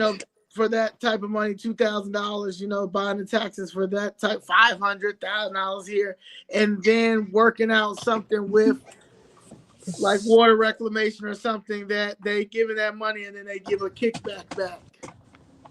That's what And I you'll think. never know There's got to be because something going on it's because the why are, seniors. yeah, It's a and why, racket. It's a right. racket. And why are they so secretive? Like when Colby, if you go back and look at the video well, any video, but I know definitely the one that I took when Colby was arrested on the 28th, the mayor raises his voice and escalates the situation when Colby just starts to very neutrally mention, there's a concern about this resident, and I really think we need to talk about the sale. And his voice, whoa, whoa, and you can tell he gets agitated, and it's like he's going to do anything he can to. He was over speaking her, but if you listen to it a few times, all Colby's doing is trying to say, hey, there's something we need to look at about this property. And it's like that is the last he refuses to let her be heard. So it's like, well, Clark, why are you over talking her about that? Well, he gave her the floor to begin with. Well, and why would you be so upset? Like, unless you're not, it just looks like he's hiding something, So why? What's the big Question: deal? the $2,000 that they bought the taxes like from what, Cook County? So I don't know, Colby.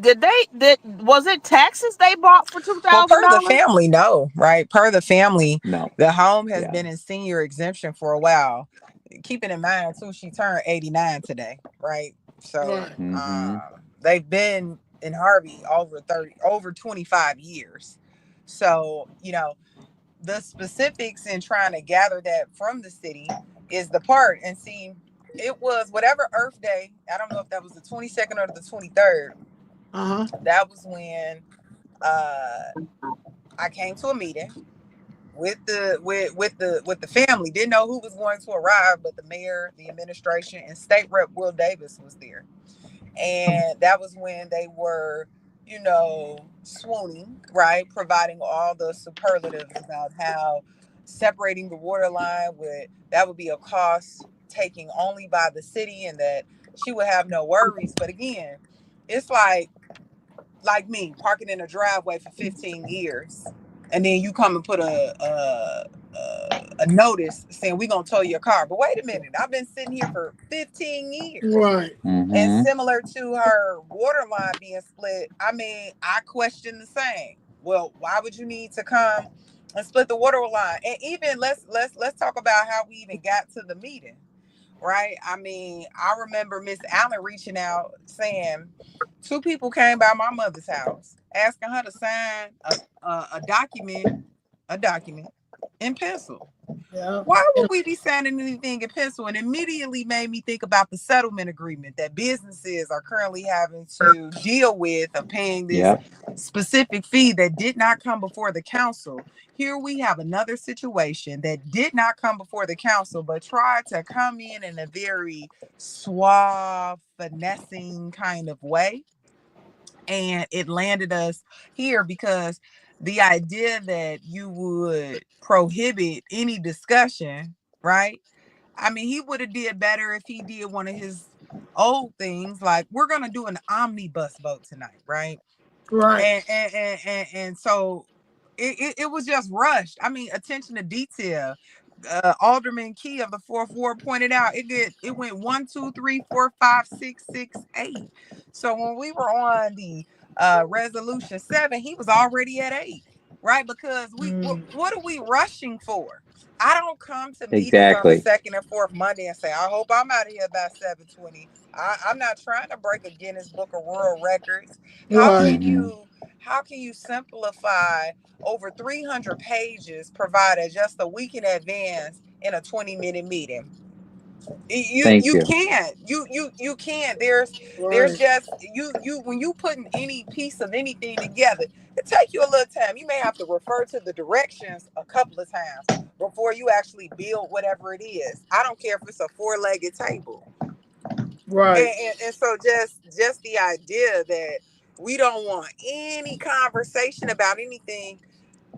I then think about all the wards. Like, they have questions. People in all the wards have questions. And why wouldn't any of us want to purchase a home in our own community where we've already paid property taxes and we've been through the drudgery? It's like, why would we not want? Let me break down this home too. This like the home that, Walgreens only sit on corners. That's like this home right here. This home, 155th Street, is adorned. It is the Longwood of Harvey, right? Beverly, South suburban, area. We all know Longwood. Longwood is the heralded area of Beverly. It is where all the beautiful homes and things. Every home is beautiful in Harvey, but I know that they pay special attention to that particular street because the Metro is there, the former YMCA is there, the post office is there, the Carnegie Library is there, and then you have all these different homes. The house next door to me is a Frank Lloyd Wright home. Several of the homes on that street have a historic something, right? I'm sure Ryan can speak better to that, but having a historic touch. Because all of them are very different style of homes. There's no one home on the street that's the same, not one. And then to that end, when you think about all the things, right? I mean, we know that based on what your zip code is, 9 out of 10 determines like the value of your home, right? So why would on a valued street where so many of our business entities are, right, are all saturated on one street in one area, how is it that then we would turn around and sell a home for $2,000? I mean, you telling me that somebody had to save $100 a day for 30 days to purchase a home on 155th Street? Big red flags to me. That doesn't make sense. That is literally our best street. That's like one of our best residential districts. Exactly.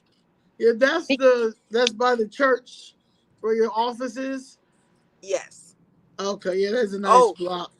And by the way, they told her, listen, Miss Allen, don't CC Kobe Chapman on any more emails moving forward.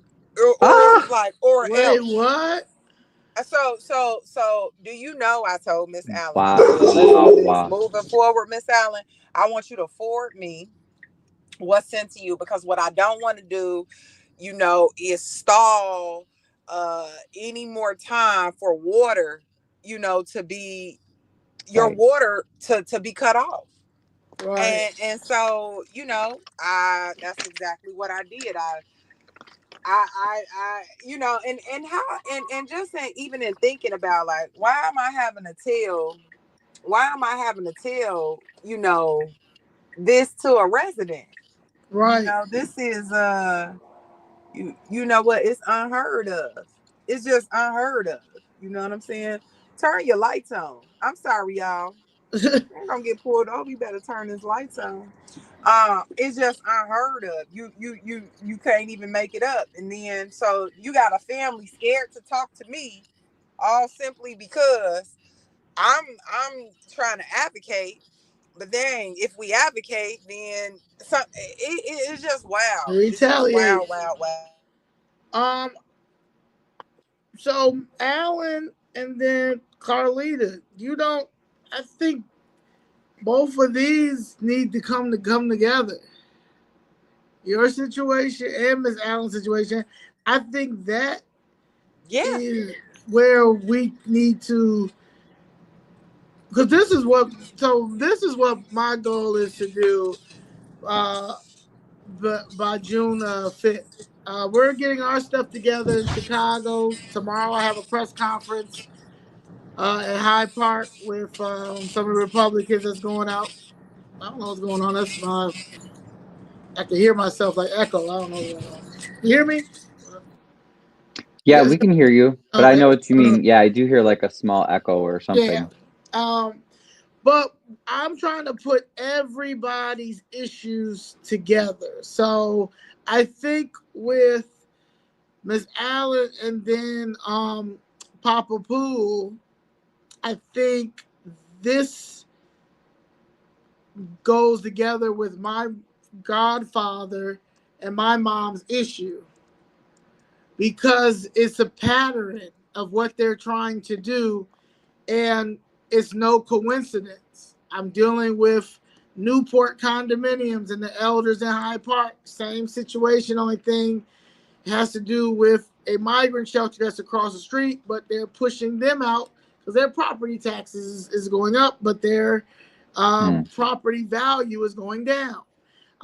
But it's only in neighborhoods where the elders are. mm-hmm, And it's I'm starting to see the issue, and I think that this is what we have to bring to the Department of Justice to show that, hey, this is a pattern, and if anyone speaks out, mm, they're retaliated, including elected officials in Harvey, in Chicago. Like I said, my lawyer just filed our lawsuit. I have a lawsuit with my organization, and I have a lawsuit separate with 6 aldermen, and the Cook County Board President Tony Preckwinkle, because you were there when they violated one of my, civil rights, but not letting me speak. That was her 3rd time doing it. mm-hmm, But it's a pattern, and it's not going to get better if we do not send a letter with exhibits of what is going on and calling on the federal government to come and investigate. And you can start with these 4 issues. We mm, all don't know each other. You know what I'm saying? We all met because we're dealing with corruption. We're dealing with mm-hmm, corruption, and we cannot get any help from our elected officials. And then any elected officials that speak out, they also are getting retaliated and going to jail. Because are they paying mm-hmm. for any of your like, is the city paying for your lawyers, Alderman Chapman, or is this coming out your pocket? No, this is all coming out of my pocket. And to that end, out of the pocket, I have yet to be reimbursed $1 since being in this office. They talked about, aldermanic reimbursements, and we do that. We do community events. We do a variety of different things. And unfortunately, we have been met with no no conversation, no anything. And it's just really unfortunate. Meanwhile, equitably, other alderpersons are receiving that. And, I'm not saying they're not doing something. I'm just not certain as to what exactly they're doing. I know when we host things, and even collaboratively, when me and Alderman Kia, the fourth ward, host things, we open it up to the entirety, right? Whether you live in our wards or not. So it's really unfortunate also with that. Mm-hmm. Okay, so yeah, and we're probably gonna have to go to Springfield. I have a couple of state reps have reached out asking us to come there and how can they help. And I think I found like everything to complete this puzzle, because when I go, I want to go the right way and strong. And because this we got to get these people out, and I prefer having them resign because the feds is coming. The feds are investigating, but there's too much to show. Like even with the Tiffany Henyard thing, yeah, they said the feds were looking into it, and they had corrupt Lori Lightfoot go down there, but she just as corrupt. So that was more, but they got her up out of there, but the feds need to come in. Like it's not, and they say, it may take 2 or 3 years. Nah, this is everything is there. We're looking at the books, the forensic audit. A forensic audit is what we all need to ask for. Not just an audit, but a forensic audit. And I think that we have to start getting this stuff together. So I don't know, maybe next week we all can probably sit down and figure out what you guys have, what I have, and then by the time I'm done with Hyde Park, and then maybe pick a day to go down to Springfield, because we need to go down to Springfield as well. We're going to call on the state reps, especially the Republican ones they've reached out to us asking how they can help, because they have a mission, and a mission, what they want. In order to get that, you're going to have to get the feds here as well. We're going to call for the feds as well. We have the majority House, majority Senate, and this is incompetence. And I'm really, really, really not hoping. I mean, we need some help. The Democrats aren't helping. Yes. The established Republicans are trash as well.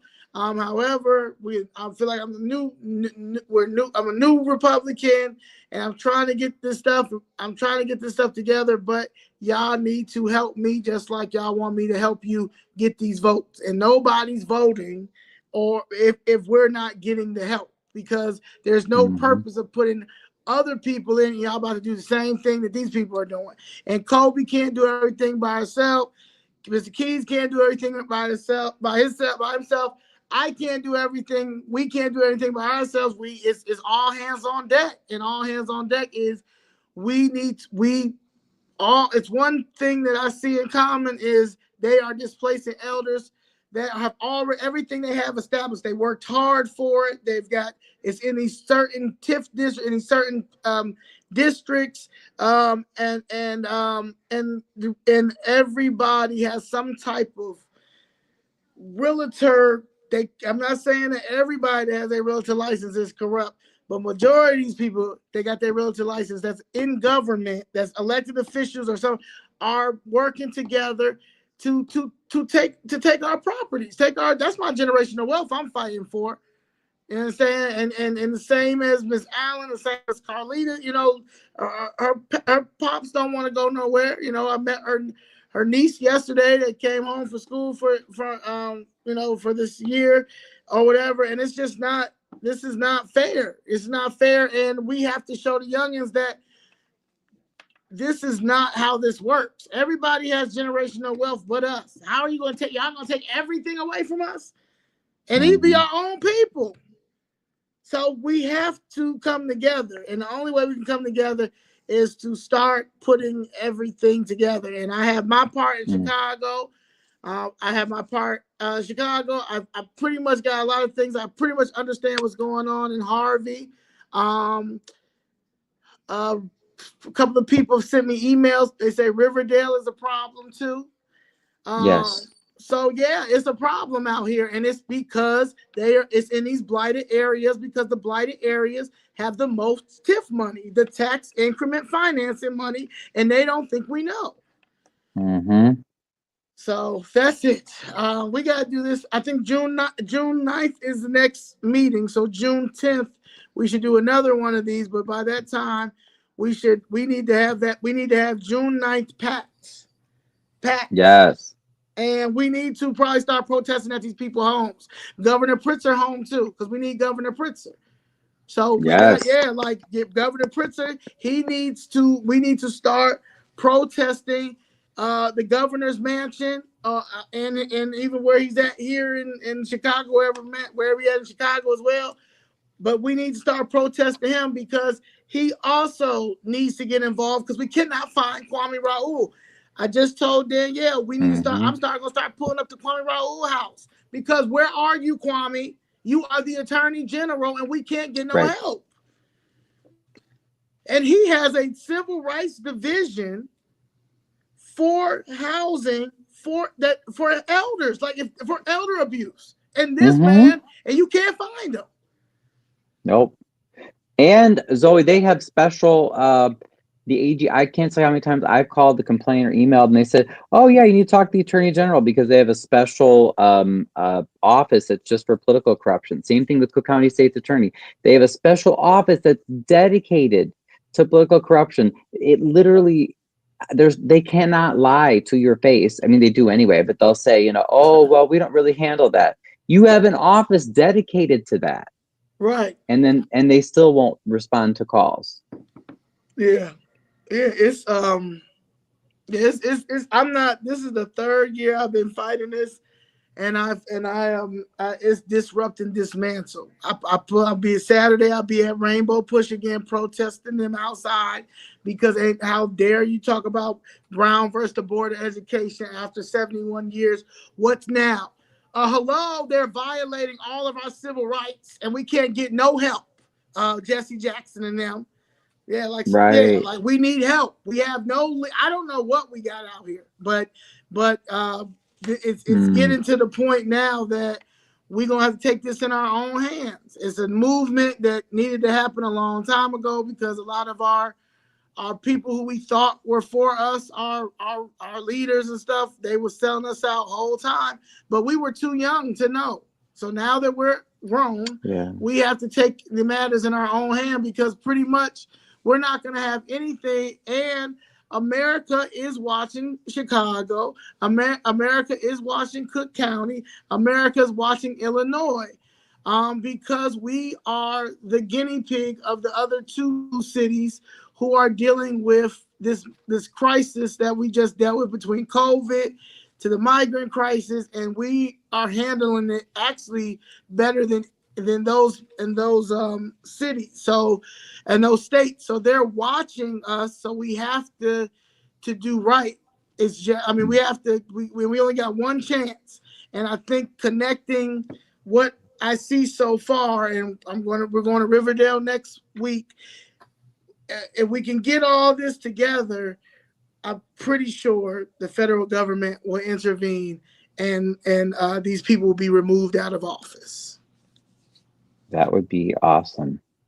Oh, I was going to ask you, Zoe, have you guys spoken with, there were two state Republican legislators that sponsored, it's introduced in this session. It's a bill to have universal recall options available for, I think it's pretty much for all local and state positions, but I would love to see that bill go forward. I don't know exactly where it's at right now, but I know they, gave a press conference on it, and basically it would establish procedures for anybody anywhere in Illinois to, through a referendum to recall anyone. Yeah, I feel like that's BS, and the only reason why I say that is because they can call it something else now. They don't have to call it him. But the Laquan McDonald Act was there, and it was established, and it went into committee. They can go back and take it out of committee and put it in right now, and they call it, I don't care what they call it, the Brandon Johnson Act, to get that nigga out of office. However, that was already in committee after that happened. Madigan took it out and they put it over to the side because it was about to go through, and then nobody didn't really discuss it anymore, after they were done with the outrage and all that stuff. But if we would have consistently been on it, like, nah, this man would have been out, or Kim Foxx would have been out a long time ago, because it was for Kim Foxx, it was for your alderman, and it was for your mayor. So yes, they're bringing it up again, but I feel like it's just another political ploy when we already had the act, and we can go get that out of committee. LaShawn Ford actually brought it up. Did that have recalls in it? Okay, I forgot. I didn't realize that. The state's attorney, the mayor, and your alderman. Oh, that would be a great start, because you remember that there's a guy that started a recall for Johnson, and I don't know whatever happened to that. Still getting the signatures. What's his name? Brian, Bob, I forgot his name, but he's still getting the signatures. Every time we've had an event, they brought the signatures there, and we sign it. But even if he gets all the signatures, which I'm pretty sure he'll get all the signatures when they start, announcing people running for office. But by the time that even gets in, Brandon Johnson will be gone anyway. I need him to go to jail tomorrow. So, but he is working on still getting the signatures. And every time we have an event, he comes out. He has somebody come out with the signature. So yes, I'm on full board trying to get that man out and try to get that man as many signatures as possible. But when he does get the signatures, because if it's still, it'll get on the ballot. But by that time, I know it's like they take too long. Yeah. But I support the idea of having recalls in that. I don't want people to think that once they get elected, they have 4 years to do whatever they want. No, you're right. And because it's like, why have to stop voting? We also have to really start researching these people. Recall this fall is the movement. We really have to start. We really have to start looking into these policies. We do not look into policies. We need to start looking into policies, because you have to understand this affects our youth. So whatever we're dealing with, it's going to affect our youth. It's already affecting our seniors. So we have to really be mindful when it comes to this next election coming up, because if we don't, we are doomed. And in the state of Illinois is a beautiful state. Cook County is a great county, but also it's killing people. Harvey, you guys, there was a state rep by the name of Blaine, Republican, and he said that the city of Harvey pays more taxes than Winnetka. That's insane. Yeah, that's insane. I know our tax rates are way higher. Our tax rates are super high. But Winnetka is the richest county in the state of Illinois. One of the richest. I think if it's rich, but y'all pay just as much, and y'all have. You see what I'm saying? Nothing. We got nothing. Like, where does that money go? Right. And we can't even track where the money goes, because literally you see what Clark does. He'll arrest you. He'll call you a pedophile. He will try to call you a criminal, like he did with Missouri. He will do and say whatever he has to do, except tell you where he's putting your money. Yes, it's crazy. And they're all doing the same thing, because you see the same thing at the county. They're stealing. They launder money all day in the name of our taxpaying dollar. They launder money all day, and they've been doing it for so long that right now that you have everybody exposing and saying things, the only thing they know what to do is try to suppress freedom of speech, hoping that you do not come back, arrest Yes. you, hoping that you do not come back, and the consistency of everybody still coming back is what's killing them right now. So we just have to be consistent. So June 9th, we have to go. We have to all be in attendance at the next meeting. It starts at 7:00, but you have to sign up by 6:30 if you want to speak. How many speakers are allowed to speak? I think it's 10. 10. Yeah, that sounds about right. Yeah. Okay. Yeah, that's right. We should be holding another press conference, but this time it is where's the money? Y'all want a forensic audit? You demand a forensic audit, Yes. and you guys need to figure, where is the money? You want to know where is the money at, because that's the problem. And you got to keep your foot on his neck until it snaps. So, Right. Yep. Yeah. So I think we should do another one June 10th. And I agree about the press conference, because Zoe, what he's done in the past is, if he senses, I'm surprised he didn't cancel yesterday. If he senses there's going to be a crowd that is going to actually ask questions and challenge him, in the past, it's not uncommon for them to put out the last minute that City Hall is having HVAC problems, and then they cancel the meeting, at the very last minute. So that's why I'm glad that Colby and others, scheduled that press conference yesterday, because he'll do that. That's very common. Again, like you said, all these tricks are meant to silence you and to try to take the steam out of it. Like, I'm still irate that they didn't let you guys back in, but we know why, because they don't want to hear you guys are going to call them out, and they don't want to hear that. Well, we will be there June 9th, because nobody's not Yay. playing. Any last words from everybody? Everybody want to say anything before we end this? Well, I want to say I really appreciate you guys. Chicago Flips Red, Zoe, you, Danielle. It's like Absolutely. you guys came in and made a difference as far as making him listen, because we don't get that. I mean, he will not listen. He does the ignoring or whatever, but now he's starting with the, well, I got the smoke and all of this. So now it's like you guys kind of pushed him over to make him kind of rebuttal. You know what I mean?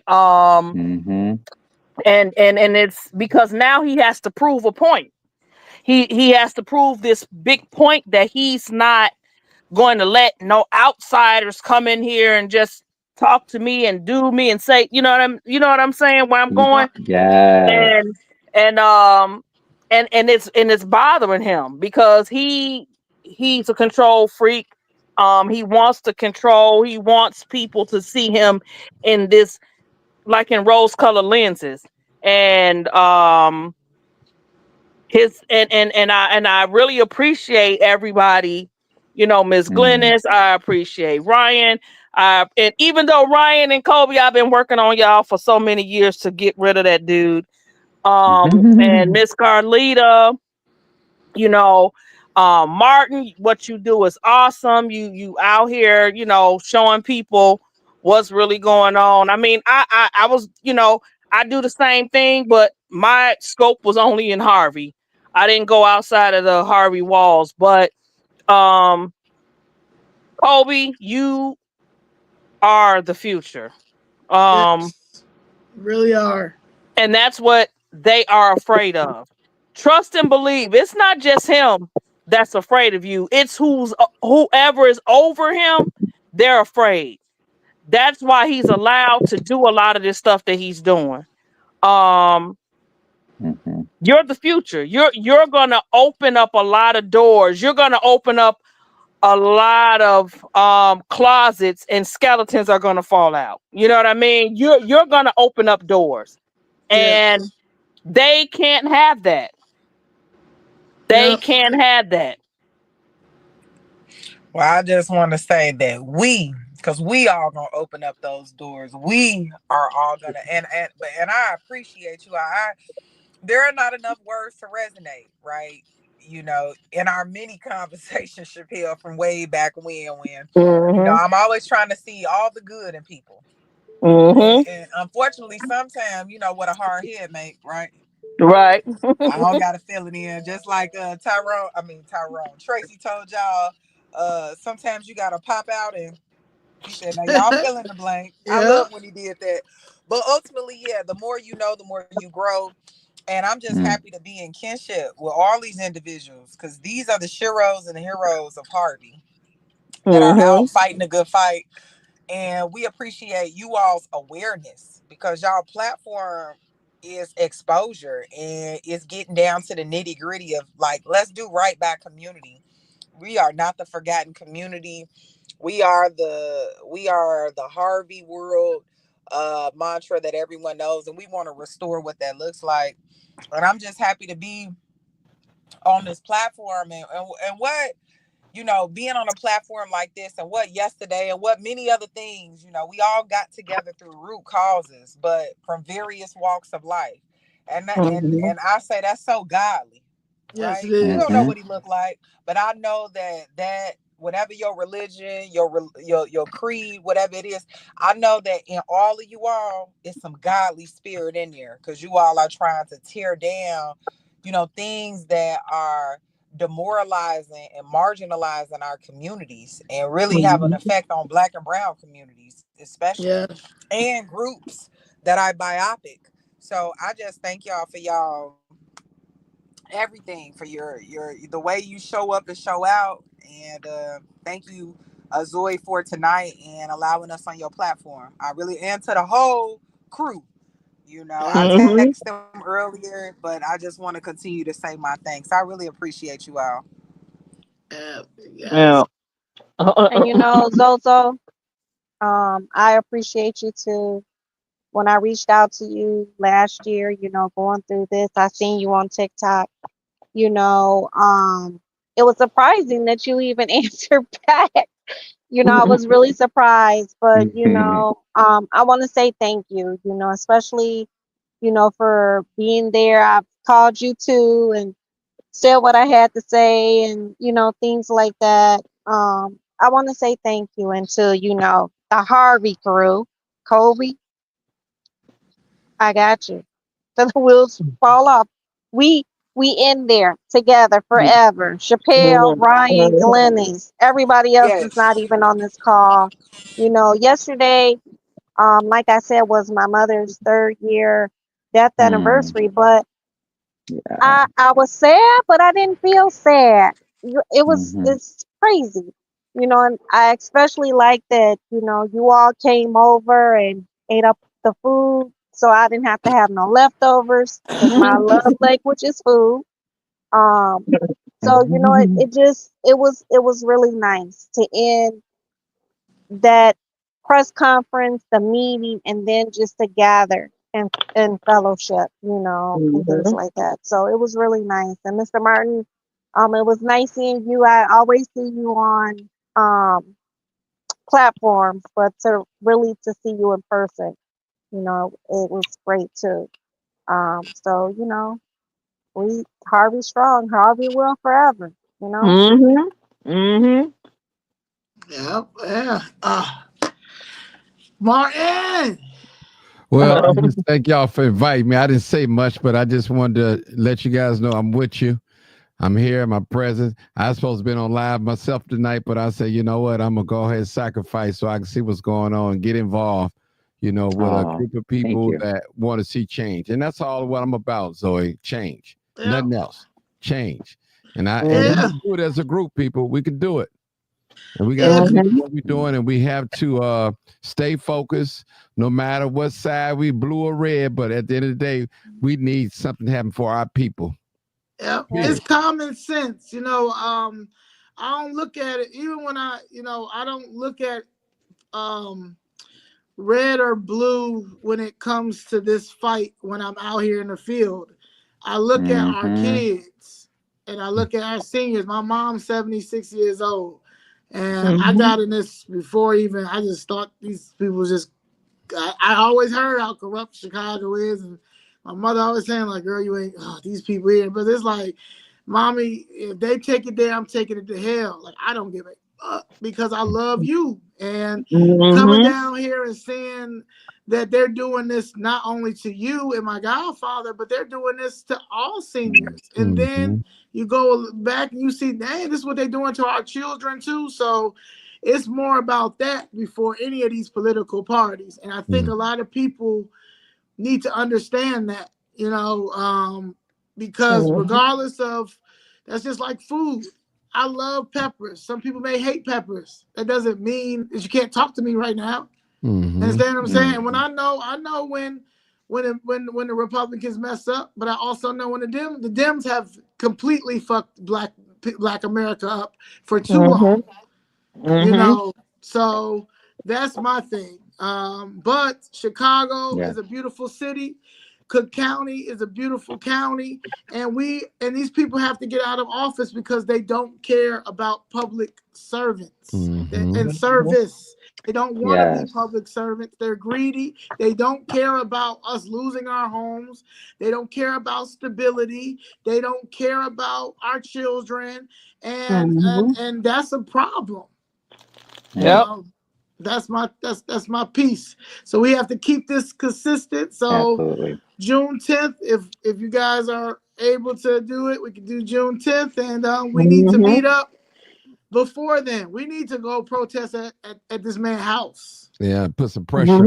It works. Pressure. Yeah.